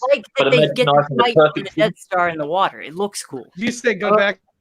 Them fighting on the Death Star was one of the best parts of the movie. Them fighting in the throne room. No, you say go back in time.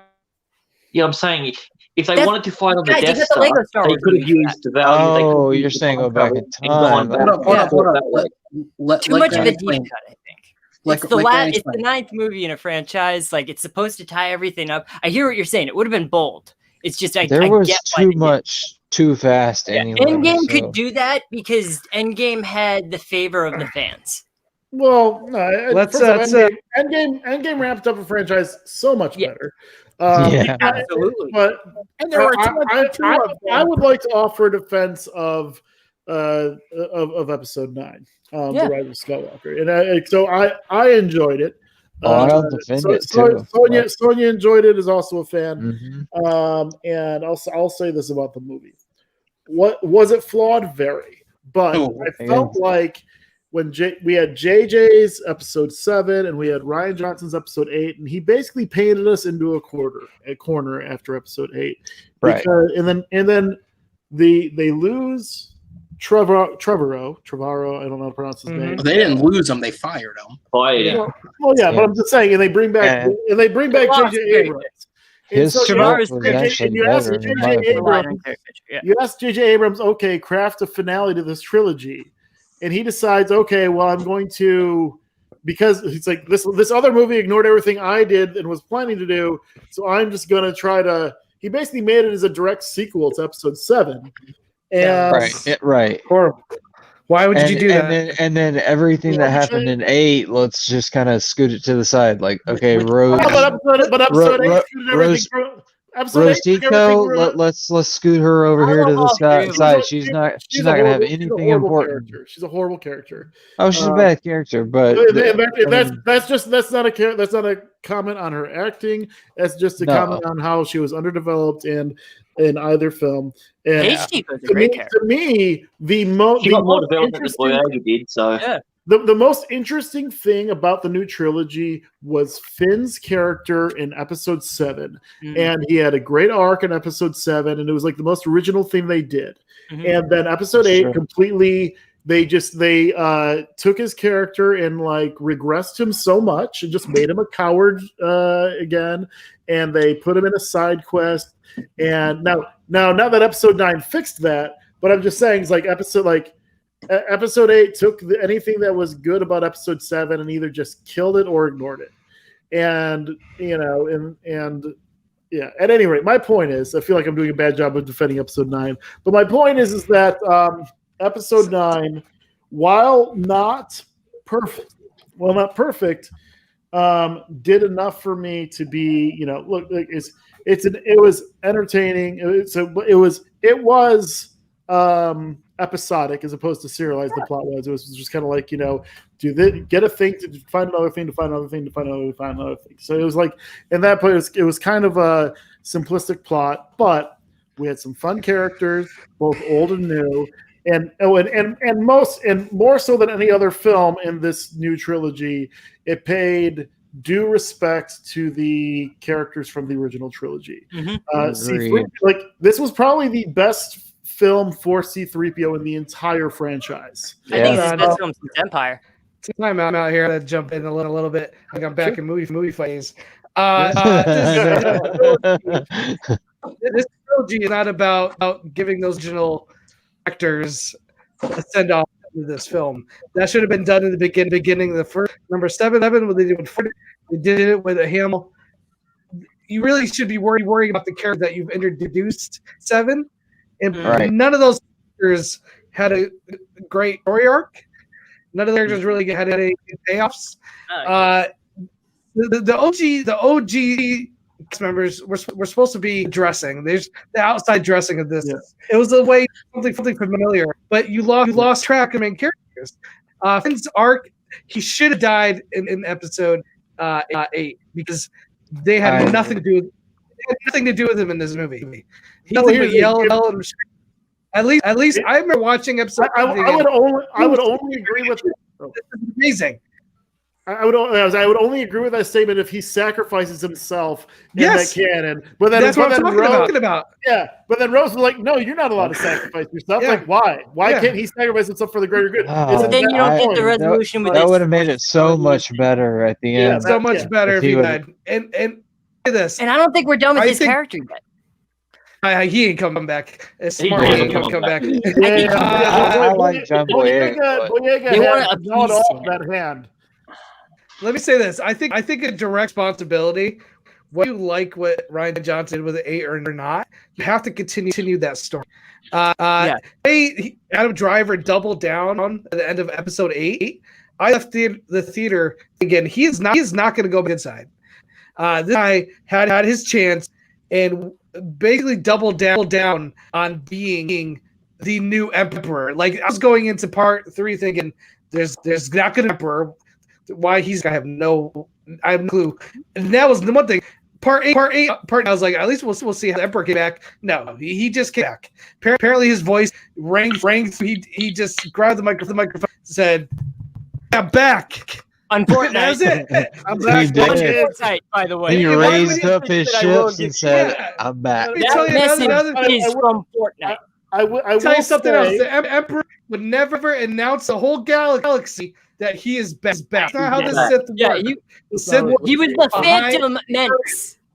Right. Yes, I hear you on that. But that's the thing. The I'm dark just happy he's back, underbelly. so I don't care about any of that stuff. What? I want greatest conception of all time taking over the Senate, and then he just announces that he's not dead. I'm a shameless fan. So you're a Patriots fan, JT. Let me just say this. Last thing I'll say about this is, with Adam Driver's character, when it ended with episode 8, they established who he was going to be gored, and in the first 5 minutes of episode 9, he is again some lackey to an emperor with the whole throne scene. When you think in the audience like he's turning, he's going to join with Red, and then what does he do? Doubles down on, we got to kill the past. I'm now the guy. And then the first 5 minutes of episode 9, it's just erased. It's back. It's literally like J.J. Abrams hit the reset button. And if you're a director who's telling a story, you have to take what came before, whether you like it or not, whether it fit your idea or not. You have to progress that story. He didn't progress the story. Completely reset it. I hear what you're saying. Let me put it into football terms for you, because I know you're a big Patriots fan. Go ahead, fan, I'm ready. Right? Okay. Yeah. Wait, you're a Patriots fan? JT is. It was a joke. That was a joke. Like, I'm just thinking of like the Patriots greats, like Andre Tippett, Teddy Bruschi. Teddy Bruschi, just as a stunt thing, they signed him to a one-day contract. Teddy Bruschi's going to go out on the field. He's going to play one play. He's not going to do incredible, but you're going to be there. If you have a ticket to the stands, you're going to go crazy because, oh my God, Teddy Bruschi's there. For me, that's what it was like for Emperor Palpatine. All that stuff that you were talking about how it doesn't make any sense to the writing. It's with me, and I understand why that didn't work for you. With me, I'm a prequel kid, so when I saw that, I was like, yes, he's quoting the prequels. I'm in. So I understand everybody who hates that movie. Like, I'm on board with them for everything they say. I just have to understand. I will say, you gotta just understand it's a trick. If I see Teddy Bruschi half field, I'm cheering while he's running out there. But first play, he's probably going to blow its skull, and another team's going to score a touchdown. And we're at the end of the day, we're losing. It's not the trick is not worth ruining your whole movie. No, and I'll say this briefly is that to Nicky's credit, I feel like it's the first time I'm going to agree with him today. I did an entire franchise rewatch before watching episode 9, and the stuff that Palpatine talks about it wasn't in episode. It wasn't in the Phantom Menace. He talks about it in Revenge of the Sith. Yeah, talking about how the death. How Darth Plagueis the Wise. Yeah, I think I need to nail down quick. I'm not mad they brought him back. I'm mad how they executed bringing him back. Yeah, no, I hear you. Especially I got excited when I heard the Emperor's voice in that trailer. I was like, oh shit, how is this gonna play out? But then you go see the movie and it's done so lazy, and it just felt like again they threw him in here because he wanted to be here, and then not only on top of that, he totally ruined Adam Driver's character arc in the last two movies. They made I just wish they could have gone slower and explained like the Snoke babies or whatever you want to call them that were in the chambers. Like they just blow through everything. There are all those Sith acolytes. They don't explain what's happening. That. There's Death Stars that are like just the Duel of the Fates. Like pump the brakes and give me some backstory here. Like I'm a Star Wars nerd. Don't think about it too hard. Don't think about it too hard. That side of me has accepted that, and that's why I love this movie. Yeah. But this is me playing devil's advocate. What? Yes. Mando. That's not a movie. Mandalorian. No, it's a TV show. We all love it though. It's Star Wars. We're talking about Do I ever get to answer the original question? Or what was the original? We haven't gotten to my last movie, Looper. Rise of Skywalker. Yes, Rise of Skywalker. I'm just kidding, Aaron. Rise of Skywalker is horrible. No more. Skywalker doesn't deserve our talks. Let's just skip. I know. I was trying to pivot to Mando because I thought everybody. I was going to talk about. Aaron is going to give us a really bad take on who the best. Go Okay, ahead. all right. Hold on. So I was going to say. Hey, my follow up, my runner-up pick, Ari Aster. Go ahead. Oh my God, that's what okay. we're on. All right, hold up. I was gonna say, you're going to say Tyler Perry, aren't you, Aaron? Aaron. Tyler Perry was in Star Trek movie. Come on, Aaron. Give me good. He was Ambassador Jackson. Sorry. He was not only Aaron talking now. I'm taking over. Taking the show over. The engineer is here. I'm taking over. And he doesn't even like Star Trek. Go ahead. Say, give me like less than 5 minutes to pitch this. Okay, here we go. So when you asked the question, I started thinking about recent movies over the last couple of years because that's what you said. Immediately, there were 3 names that came directly to my mind. All right, so I'll just quickly throw them out there as to why. The first was Damien Chazelle. I think in the last few years, he's made 3 films that were incredible. I mean, Whiplash, the fact that it didn't win more than it did is a crime. La La Land was the only other film that year that I would have been cool with winning Best Picture aside from Moonlight. When that whole thing happened, I was like, oh, okay, best of both worlds. If it wasn't one, it was the other. Have you not seen Hell or High Water? But continue. La La Land did win for about 5 seconds. Damn it, hold on. I actually haven't seen it, so fair play. But and then I not a lot of people talked about First Man. It was one of my favorites of that year. I actually thought it was incredibly underrated in terms of the overall scope of film. I loved First Man. The second name that came to my mind was Barry Jenkins. We talked about Moonlight earlier, but if Beale Street Could Talk in a year where a film like If Beale Street Could Talk came out and was completely looked over almost at the Oscars, except for Brettel for score and Regina King. It did win Regina King her Oscar finally, but it did. But in terms of like Green Book was the movie that won that year, and I think If Beale Street Could Talk was a much better film that discussed a very similar topic, and it was done much better. And then the other name that came to my mind for his last 2 films specifically, James Mangold, which Logan and Ford v Ferrari were both my favorite films of those respective years. I just think, and he's had films before that. The only thing with him is the dad's had some stinkers, I think, though. Well, first of all, I will say that I also loved If Beale Street. I actually love all these movies that you're talking about. So this is really weird that you're giving not bad takes. But which one of these is your answer? Mangold, probably. I know. Yeah, you can't have 3 answers, asshole. Listen, Nicky pitched a director and then immediately talked about how it wasn't his directing that he picked him for. So I picked a director, damn it, and a runner-up. So you can have a director and a runner-up. if I had to pick a winner of the three, I'd probably go with Mangold. I know, like Kevin said, Mangold's had some ones that aren't great, but that's because he's also had a longer career. Chazelle's had like 3 or 4 films. Jenkins has only had 3 or 4 films. But Mangold's best are great because not only Logan or Ford v Ferrari, but Yuma. Walk the Line. If you want to talk about 310 to Yuma, I even think Copland's a really fun film. He's got like some Greg real said, great ones in there. And he he's also wrote talking about Oliver and now. Company. Which So is whose just dad is after- Mangold gonna kill next? Who's what? Whose father is Mangold gonna kill next? Dad always dies. So he's directing the next Indy movie. That means Indy's gonna He's die. killing Sean Connery in post-production. They killed him in the last one. Did they kill him? They killed him off camera. Yeah, like he looked at a picture on there's a picture of his Oh, dad. right. They killed him and Yeah, Dem they already Elliott killed too, right? So Indy's dying in the next one because Indy's a father. He has. Oh yeah, that's right. Shia LaBeouf. He is So directing Shia Indy LaBeouf's 5. Indiana Jones.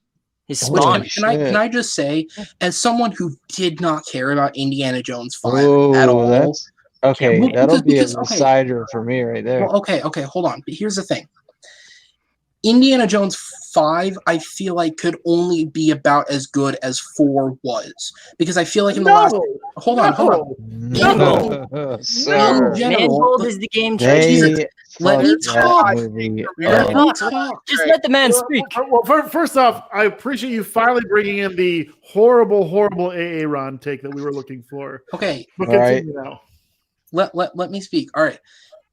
In the last couple of years, I think we have seen a thing that does happen to some directors where I think age has made a little bit of an impact on Spielberg. Not that he's making horrendous films, but I think his blockbusters on an overall have seen a general reduction in quality, and I think his dramas, while still very good, like I thought The Post was a really, really solid film, I don't think they're quite hitting the way that his earlier ones did. And it happens to everyone. I think it's happened a little to Scorsese, although he's still making great, just a little. The Post was Eastwood's a been little real bit of hit or a miss in the snooze. last few years. And so I just think it's a general age thing, right? It's not that he's making bad films. I just think he's getting a little up there. So for me, him directing another indie with a Harrison Ford who's only getting older, with a not great story to pick. Well, that's what I'm saying. Hold up. That's what I was standing to. So your take was that if Spielberg takes a had long time to directed, get to this point. see, Yeah, you it's like- phrased it differently. You said that Indy 5 could only be as good as Indy 4, and I was like, God no. But What I if was getting- Spielberg had what I- directed it, yeah, no, it's going to be much better Hold up. because of Mangold. Yes. You want That's the what you're fresh saying, and I agree with that point. What I was getting at was when they announced what I was getting at was when they announced Indy 5, that's what I was saying. I had no excitement because I felt like at that moment it couldn't be around, the best it would get is around the same as Indy 4. When they announced recently that they made that switch and Mangold's taking over, I think that was the best thing they could have done, because even though a lot of people will give Harrison Ford shit for some of his movie choices in the last few years, he has shown that when he's got a director who can get the best out of him, he can still fucking kill it. And I think Mangold can be the director to do that, because he did it with Jackman and Stewart in Logan. I agree with that. I agree with all that, and I was like, you know, as Yes. we said before, Blade Runner 2049 was fucking fantastic. And no, sorry. When I got freaked out is I thought you were saying that Mangold's Indy 5 would only be as bad as that horrible film that we won't name. Well, I always say that there were only 3 Indiana Jones films, and there was that spoof film that the Wayans brothers did, where they dressed up like Indiana Jones. That's what King of the Crystal Skull was. I want to see what Mangold would do with Shia. Scary movie for Kingdom of the Crystal Skull. Let's do another shot, but okay, no, but yes, I think first off, sorry, to the Barbarian, the only bloke that likes meat as much as I do. Cheers.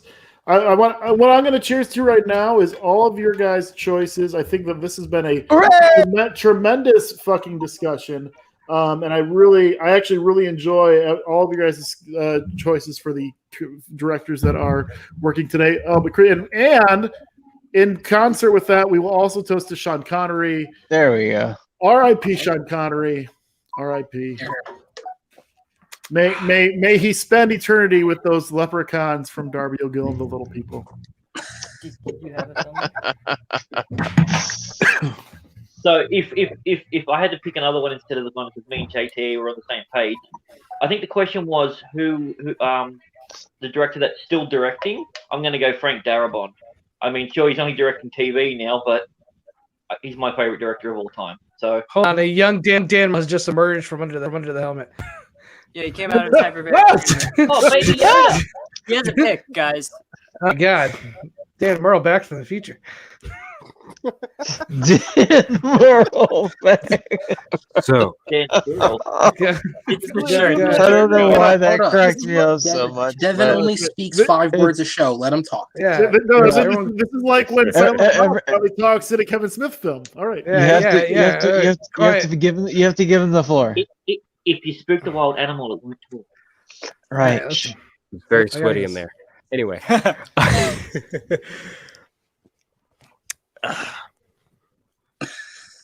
So, surprised that nobody mentioned Tarantino. He's so he takes so long movies. That's the issue. I wish he only had 10 movies, so he's spreading them. Like I love Once Upon a Time in Hollywood was my favorite film of last year. So me too, man. I agree. I'm with you. Man. I love Tarantino, but he takes 5 years in between movies, so it's tough. I wish he would. I wish he would do more. Trust me. Something about that build-up, like, have you seen that documentary QT9? I think is what it's called. Yeah, the QT8. QT8. I think. Oh, QT8. Yeah, my bad. The QT8. It was before Once Upon a Time in Hollywood. Yeah, QT8. Like, I don't know, something about the build-up to his movies that make them just so. Yeah, I don't know. Like they feel like an event rather than just a film. Because he's just so great. You know he's not going to make a movie. He takes his time. He makes sure the script is exactly where it needs to be. He gets the right talent lined up. He's not somebody who just jumps from like oh, I made a movie. Let's do this one. Like Scorsese makes movies consistently. And I think maybe not every single movie is like he has a I'm sure he wants to make every movie, but there's probably times where he's like, yeah, let's do the Aviator. That'd be let's make Silence. Right. Yeah, and he's not writing his movies either. I think just he composes every shot. He writes every line of dialogue. Everything about the movies are his. Talks about that. I saw that I don't know if it's a documentary, but every shot you see in the movie closed. He storyboards those. So for me, I would agree. Tarantino's up there without doubt. Yes. Oh yeah. Yeah. I didn't pick him because he did a terrible Australian accent in Django Unchained. Oh yeah, that was really bad. That was really bad. Yeah, I did not like that cameo. Yeah, Grant, were you offended by that? Oh, his Australian cameo. I wasn't offended. I just the thing about I forgot. I just remembered what he called him. I almost said it out loud. Don't really know how to do it. But it's really hard to replicate. So I've never really heard someone do an Australian accent right. The closest person is Sean Sandberg. That's because we talk pretty much every day, so he's picked that up on that. So when I heard that he was going to play an Australian, I'm like, oh, I cannot wait to see how bad this is. It was more of an excitement. It was awful. He reminded me of like the guy from the Wild Thornberrys. Like he was. Yeah. Oh my god. He was like a cartoon character. And that's the problem. It tends to delve somewhat South African as well. South Like, African or New or Zealand. like Reese Darby in any film. Andy Serkis. But I will say, Devin, I actually agree with your pick. Also, I feel like if you look at the span of time from 2009 to 2019, he had Inglourious Bastards, Django Unchained, Hateful Eight, which to me is I feel an underrated film, and then Once Upon a Time in Hollywood, which was fantastic. So I think all 4 of those films are fantastic, and he has not lost a step like some of my other favorite filmmakers, the Coen brothers, have. And when I say the Coen brothers lost a step, I don't mean that they don't still make great films. It's that they're not as good as they used to be. But not that they as filmmakers aren't as good as they used to be. Sibling directed duo. So I mean, and by the way, I just think like Ballad of. So I was gonna say Buster. where I really loved Ballad of Buster Scruggs, and I really loved Inside Llewyn that- Davis, and I thought Hail Caesar was Yep. okay, but like Ballad of Buster Scruggs is an anthology film. Like it's Right. hard to really get behind. There, like it was very like when the last time they had a narrative film, They all the way don't. through was They Hail don't. Caesar, which wasn't very. It was all over the fucking place. Yeah, And then I mean, we have to go all the way back to 20. They don't stand equal to Fargo or Oh Brother Where Art Thou or Lebowski or True Grit or No I was Country gonna say, for like they're real. I mean, they're victims of their own success in that they've made so many fantastic films that any movie they make will get compared to the fantastic films they've already made. Like the Lady Killers. I think I like that movie, and people I love that movie. That is my hate favorite. on it, and they're like, oh, it's a terrible Coen Brothers film. It's an okay film, but it's a terrible Coen Brothers film, and I'm I love it. My hot take is that is my favorite Tom Hanks performance of anything. Oh man, I agree. Favorite Tom Hanks performance, dude. Some of his actions. It is so against type from what he normally does. I think it's the only time he's ever played a villain, and he is clearly loving it. He is. He is chewing the scenery for breakfast, lunch, and dinner, and just having such a great time doing it. And it's just so fun to watch. You get J.K. Simmons with his IBS, Marlon Wayans. Yeah. Oh yeah. You get a Ryan Hurst. If anyone here is a Walking Dead fan. Any Walking Dead fans? Yeah, that's right. No, take that back. You should start with Sons of Anarchy before you go Walking Dead. No. Because Walking Dead is first off, Skybound got a company. Speaking of the Negan outfit, I guess it makes sense. But yeah, Ryan Hurst, who played Beta in The Walking Dead, was Lump in The Lady Killers. He was also Opie and Sons. Yes. In what? He was also Opie and Sons. Yes, he was also in Remember the Titans, lest you forget. I keep forgetting about that movie.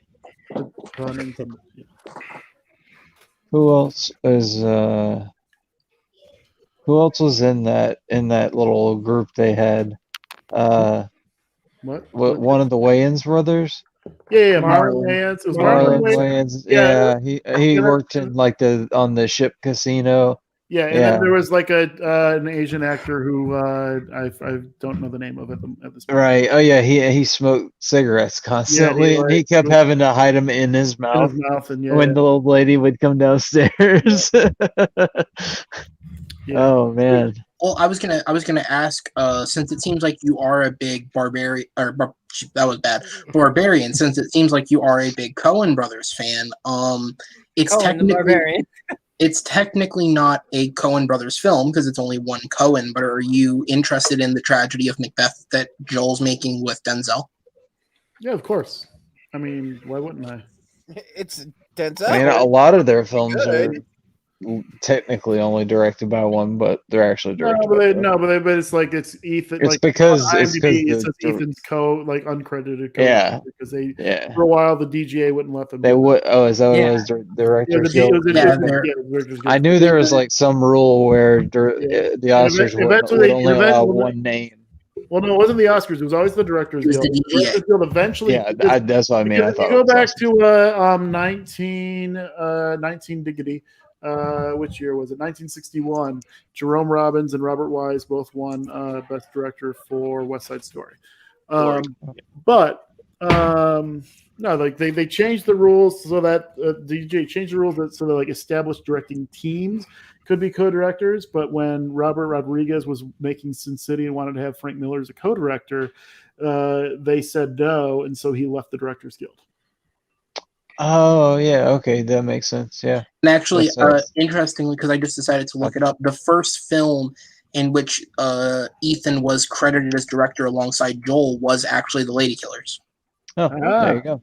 All right, good bit of trivia. What year was that one? 2004.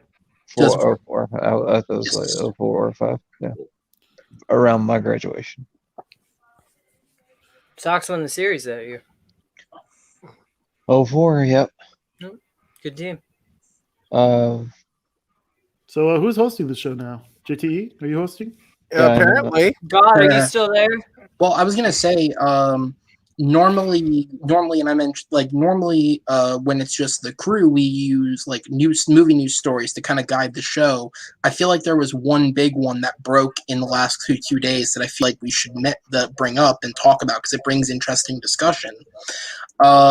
In light of Johnny Depp losing his libel lawsuit against the Sun in the UK, apparently Warner Brothers forced him into resignation from the Fantastic Beasts franchise, meaning he will no longer be returning his character Gellert Grindelwald in the third entry of the franchise.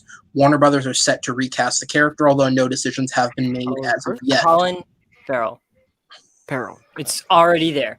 Like it's built into the storyline. Just write it in. Just have him take on that. He's already another character. But Colin Farrell's another character. He's already No, another no, he is not another character. Same character. Have you not seen these films?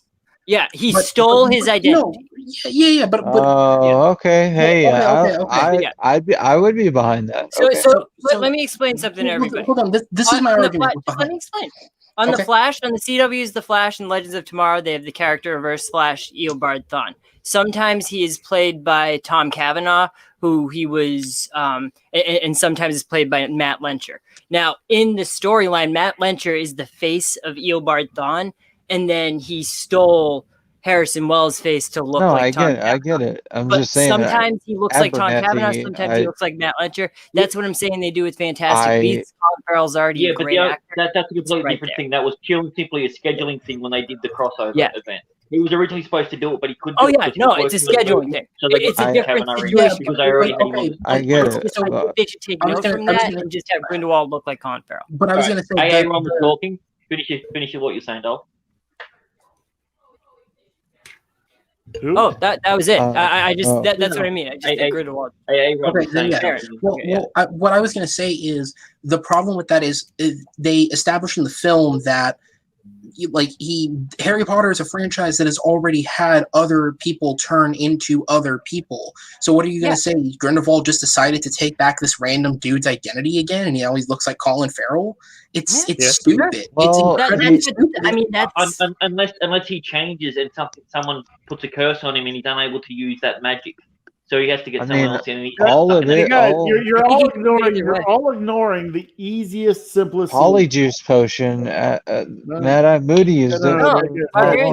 All right, go ahead, Craig. 2 words: Skeet Ulrich.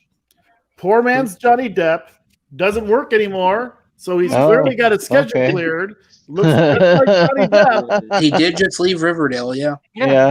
So there's really 2 ways you could go about it. You Yeah, could that would be and have it be Grindelwald, Johnny Depp looking pale guy. See, that was my first thought. There was just recast. Or you can do a combination. Who would be the recast? That is what they did. I was sad, but with Dumbledore. It is what they do. Yeah, it is. Yeah. I mean, that's what they do with most. Michael Gambon. Different scenarios, but yes. They're obviously going to recast the character. What? My response is more, but I think you're overthinking it and creating a solution they wouldn't go with. I think it's an opportunity because Colin Farrell is such a great actor. Colin Farrell was already established as an Auror. I think they said he was with the Ministry, or he was with the Ministry, or he was with Makusa. But he was already established as an Auror who is another human being, just like how before Harry Potter, David Tennant was Mad-Eye Moody. Yes. Right? But why would he start looking like... Well, no. You get what I'm saying, though, Kevin. I know... Okay. Why would he start randomly looking like Colin Farrell again? There is no logical explanation. David Tennant here's what you do. You find an He was Barty Crouch Jr. He's a great actor. If we don't look for a story reason, then we end up with the Rise of Skywalker, where we're doing shit that doesn't make sense. So can I say this briefly? So I think that this is a hypocritical and problematic decision on Warner Brothers' part. Yes. Because first off, they were in the middle of shooting this film. It's not like he did something while they were shooting this film that they said, "Oh, you did this, we got to fire you." It was he lost a civil lawsuit, and then they said, "Okay, well, because your civil lawsuit was lost, we're going to fire you now." It's a bizarre choice on their part. Secondly, especially, no, he lost the lawsuit. He lost it. Okay, he lost the lawsuit. It's the PR on it, because the Sun refers to Johnny Depp, the wife beater. It's literally how it's been written in the Sun. Johnny Depp, wife beater. So anything that the Sun will post about the new film will have Johnny Depp wife beater, because they're legally allowed to do it. So they're picking. Right, but that's like. I mean, look. Do you know how many people in the United States read the Sun? You know how many people out of England read the Sun? Nobody. No, I know, but it's an English franchise. It's not a huge deal. It doesn't. It's a joke make any paper. sense. It doesn't like. It would have made more sense for them to do this before the crimes of Grindelwald than it would have made for them to do it now. Especially when you have Ezra Miller, who is on video during the pandemic choking a woman at a bar in Iceland, who is still in this film and not fired from the film, who they won't, because he is the also story. with Warner Brothers. They need the story. No, because they could recast him in this with someone who looks like him or whatever. Oh, true. But I'm still confused. he's also. I don't mean to make that thing, but he's also in Warner Brothers' other property, the DCEU, as the Flash. Oh, right. And also, Same like the reason why they didn't get rid of Amber Heard. Yeah. So it's like they've got it's a very, very complicated, messy situation. And quite frankly, in my opinion, they shouldn't have fired any of them. They should have either fired them all as soon as it happened, or they should have just said, you know what? Let's be adults. That's separate. Well, no, that's separate than this. Let's keep going. So it's like they should have either fired them all or not fired any of them. And the fact that they fired Johnny Depp now in the middle of production is bizarre. And so it's not like he did anything new. He lost a lawsuit about something from years ago. And the thing is, like, where another bit of the hypocrisy kind of stands in is, unless there is a development I'm not aware of in terms of any of the court cases happening in the U.S. in relation to the actual domestic abuse issues at hand, no decisions have actually been legally made on that front. So this is Johnny Depp sued a British tabloid paper for libel and slander against his name and his reputation, and he lost that. That still doesn't mean he's any more innocent or guilty than what he's accusing against Amber Heard. There are no because the claim has been withdrawn. The initial claim has been withdrawn because of the phone conversation between him and Amber Heard, when he's like, well, why did you hit me? Well, you're a man, you can take it. He's like, I only pushed you away. She admitted to the abuse that he initially said. And then that's the thing, and that's why the initial thing was taken away. So I can understand if it was that case and he was found, but that initial case that he was charged with doesn't exist anymore. Okay, see, I didn't know There's no legal prosecution anymore. There is no ongoing criminal charges related. Right. Yeah. There are ongoing civil cases related to it, but nothing ongoing criminal related to it. Criminal, yeah, that's what I mean. Yep. Yeah, I think this was I don't get the move from Warner Brothers. No. I don't get, because it creates complication for a franchise that has already seen enough difficulty in terms of dealing with it. It's a bad precedent. Well, as Greg said, does it set a precedent? Yeah. Like, are they going to do that when the next similar thing? No, they're not. No, because they didn't do it to Ezra Miller, who's still making them. Or exactly. Or are they just gonna? Ezra Miller is on film, like actually choking this woman out. That's crazy. Jeff is a victim of his own success in this situation. Choking her out, and he's still there, but because he's in their bigger property, which is, the DC. Oh yeah, no, I understand. I get it, but I'm just saying, like, there's going to be other things that happen in the future too, and like, where does it stop? Well, I mean, if he was essentially fired when this happened 2 or 3 years ago, we wouldn't be talking about it now. We'd be like, yep, put his hands on whatever the case was. Makes sense. He shouldn't have been in it. They're protecting their interests. We 100% get it. Yeah. It's the timing that throws it off. That's I think that's what we're all. It's more like a James Gunn situation. My pick to replace him in the Harry Potter films is Amber Heard. Yeah, that would be pretty good. Yeah. I'm with you on that one. You know Okay. what? Too soon. I think they should replace. I think they should replace Johnny Depp's role by putting a body double in, killing him, and then revealing that Ezra Miller is also actually secretly a Grindelwald relative, because that would make as much sense as the Dumbledore reveal did. So he's no longer in love with the aura. That's no longer. I'm gonna go with the no on that. I was gonna say they sort of make a little sense. Yeah. You're gonna throw it all the way off the rails. No, we don't need. That's why the Colin Farrell one makes the most sense, because he's already. Like, there's a lot of people that think this. There's a lot of people. Is the biggest crime in the world. The most sense is exactly what you said. Recast and just and move on with what the story was. We shall see. At the beginning of the new film, they come with the title scroll saying the Emperor is now back, and then we just go on from there. Movies might not exist in a year, so we don't even know. Nonsense. Oh. We're rounding the corner on this. Yeah. Anyway. I hope so. Sure. Yeah. I mean, it's one of those movies Great that topic, Aaron. people. It's one of those movies that people hated anyway. So that's why I feel like that they were quick to pull the trigger on him. That's kind of what I was getting at. And the other thing, well, I don't think it's because of the movies themselves, but that in terms of like the public opinion and whatnot of the movies, as much as it's about how much heat these movies have been under because of a combination of everyone, and that they basically made him the sacrificial lamb. J.K. Rowling has been coming under a lot of fire for comments she makes repeatedly about the trans community, and it's like she doesn't even need to make these comments. Like, what, it's not like anyone's asking her about it. She's just like going out and talking about it. And then so Rawlings under fire, Ezra Miller's under fire, and Johnny Depp's under fire. And so they say, well, it's on fire. Whole thing's on fire. Everything's on fire. We need to fire one of you, and the only one of you that isn't a golden goose producing eggs is you, Johnny Depp. So bye-bye. I mean, we're even on fire. Look at it. Yeah, basically, that's exactly what I was saying. Right? That sucks. I mean, I feel like that's really unfair, but like I said, it's hypocritical that they fired him right now. Yeah. JT, did you have a thought?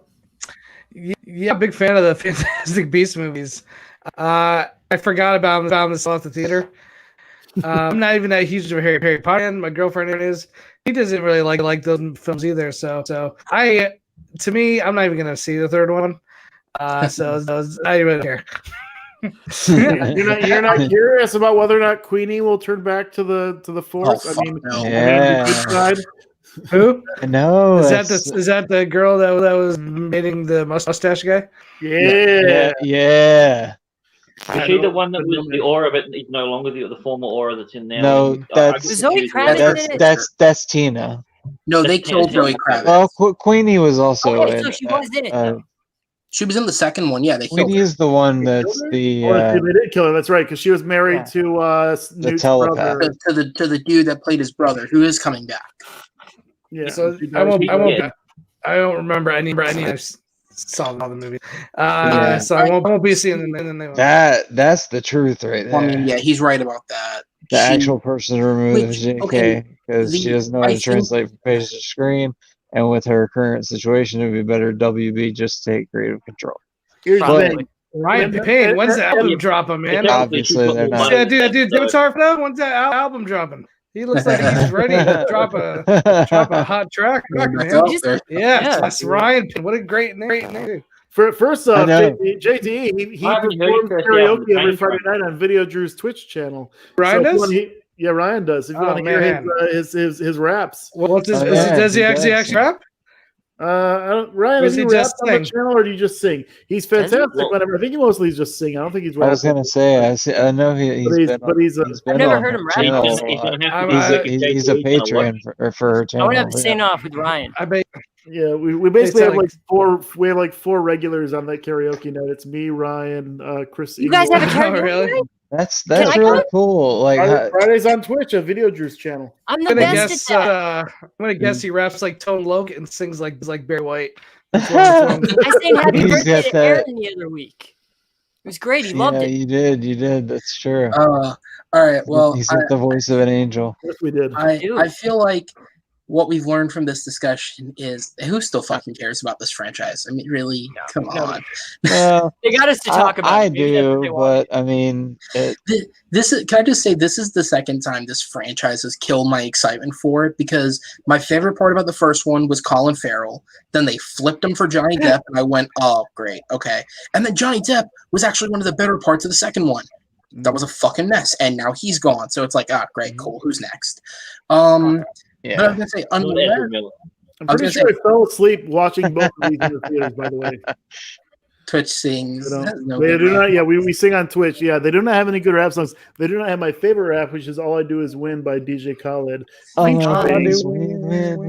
Bro, Yeah, I don't want to featuring get us Snoop canceled, Dogg, but Rick Ross, Luda. Ludacris, and T-Pain. I haven't been on Drew's show in a while. I'll have to hit her up. Like, I don't want He's to do good. anything. I want to go on like one of the old trivia Oh, things. she does the trivias on Mondays and Thursdays. Mhm. Karaoke Fridays is always a blast. Except for Yeah, a that couple weeks sounds fun, ago, too. my downstairs I'm gonna neighbors, message pounded on my door, very angry. Oh, did they? Yeah. You gotta love that. Now I'm terrified of angering my neighbors. Well, I was bet. gonna say, Maddie had to step out, but he says goodnight. But unless there was anything anyone else wanted to bring up, I think we've reached a natural point where we can close the show out. Anyone have anything else they want to bring up before we go? I of course do. I would like Saul to take another shot. One more. All right, I'll drink one more. Yeah. JTE, do the Wisconsin shot of Coca-Cola. That cocaine. I drank all my I'm milk. Trying to find my. Okay, Hollander. Is that McDonald's cup with Coke in it? No, with sweet tea in it. Ah, No. Trust me, I've had plenty of stuff tonight. I had my beer. I'm good. Hooray, beer. I put the soundboard away. Yeah, it's cool. all right. Did you do it, Barbarian? Or No, I poured it. I Yeah. haven't drank it yet. Oh, I just drank mine. Sorry. I'm not gonna. I I'm thought not you gonna. drank it. I'm not gonna do I'll a shot. I'll just salute you guys. I'm gonna do a shot without having a toast ready. All right. So what are we? I Gonna know. I know what I'm gonna toast to. Ryan's rap career. No. JT, what are we gonna toast to? Ryan's even On toasting steroids. too. He says It's- Sunday.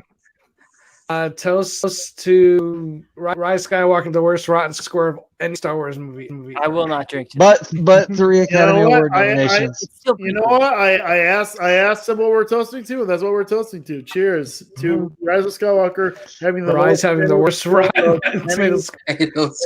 of any Star Wars film, even though Episode 2 is the worst. Cheers.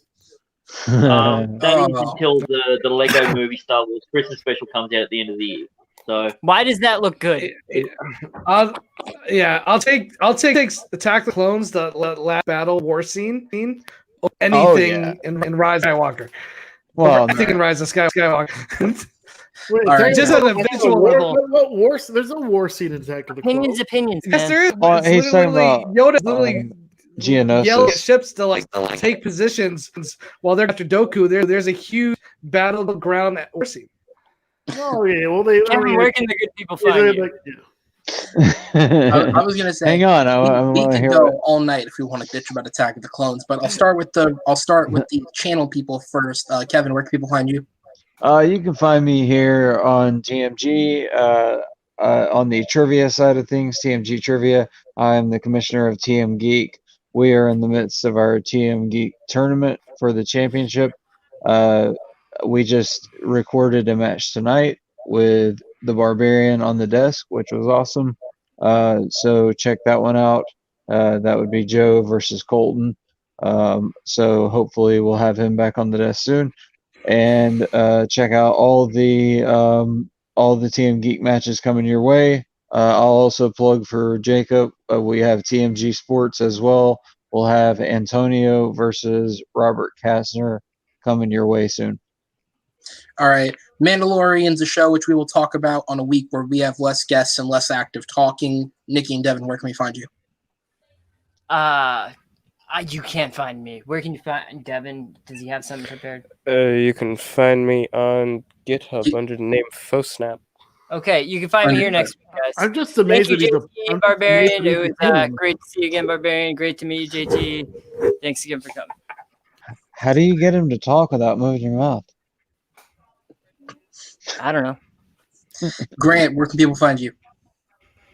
You can find me on Team Geek and doing all the stuff I'm doing. I'm now doing all the graphics and what that. Yes. Oh, you can also yes, which find is me- freaking awesome, by the way. Thank you. Oh, good sir. I also run the comic book trivia league as well. So catch me on that, and anywhere where there's good conversations, I'm either watching it, being a part of it, or hosting it. All right, and we'll go to our two guests. I'll start with Craig, the Barbarian, Gagne. Did I say that right? Maybe, I don't know. Yeah, fair enough. I Where believe can people it's find you, pronounced bro? Barbarian. Barbarian, sorry. No, I'm kidding. Mr. the Yeah. Barbarian, where can people find you? All right, so you can find me on Twitter at Barbarian Craig. You can find me on Twitch, as I mentioned before. I'm most Fridays doing Video Drew karaoke. So you can either go to twitch.tv/videodrew, or you can go to my personal Twitch, which is twitch.tv/Mogwai417. Mogwai like the little creatures from Gremlins, MOGWAI 417. I'm also on Instagram posting. I've recently taken up cooking as a hobby, so you can see me posting my cooking projects on Instagram at CF Gagne, C as in Craig, F as in Frank, and then Gagne as in the French word to win, GAYNIER. All right, and for a throwback for the old Schmoes fans, JTI, where can people find you? My Twitter is right there, JT Movie Things. My YouTube channel's been dead. I've only done a few like discussion videos throughout the summer. Whenever movies come back, I will be back at reviewing. I did Tenet because I was just so angry at it, and I just didn't want to drop a review when I knew I wasn't going to be doing that one for a time. But hopefully, Woman stays on track for December. Everything else is kind of shipped the next year. We'll see. Yeah. But yeah, check out JT Movie Things YouTube and Twitter, and that's basically it. And I don't know who the host was. Who was the host today? Was it the God? He had to go take care of his kid. A figment of your imagination. Everyone was hosting. I was like, thanks, host, whoever you are. I think you were the host, JTE. Yeah, man. I felt like it a little bit. Yeah. Jericho's totally excellent. We do not Jericho's pay for totally hosting, but thank you, JT. Yeah. No, I will say this because I know he'd agree with me on behalf of Maddie, who had to step out for something with his kid. Yeah. Craig, you know we love having you here. We'll have you back as soon as openly possible on your schedule and ours, obviously. JTE, thank you for coming, man. This has been an appearance that's been in the works for a little bit, but we're glad we could have you be here. And if you'd love to, and if you'd be willing to come back on, I know we'd love to have you again, man. It's been great to meet you and talk. Yeah, for sure. Let me know what's all in leagues. I'll jump in and beat some trivia sometime. Wants to have a little exhibition match. Dude, let's set it up. A former pro kicking rookies' asses. I feel like that's fair. All right, have me versus JTE in a Rise of Skywalker match. Oh my God, yeah, Dude, but the winner, I would write that least, so fast. Whoever gets the least wins. I have like 15 pages in my notebook from Rise of Skywalker right now. As soon as we go offline, we're doing it. If Greg gets one, On behalf of the man who normally runs the show, Matty G. My name is Aaron Knoll. Thank you guys for checking out tonight's episode. Be sure to like, rate, comment, subscribe, everything that you would do on YouTube, and check us back out here next week. Thank you guys for watching.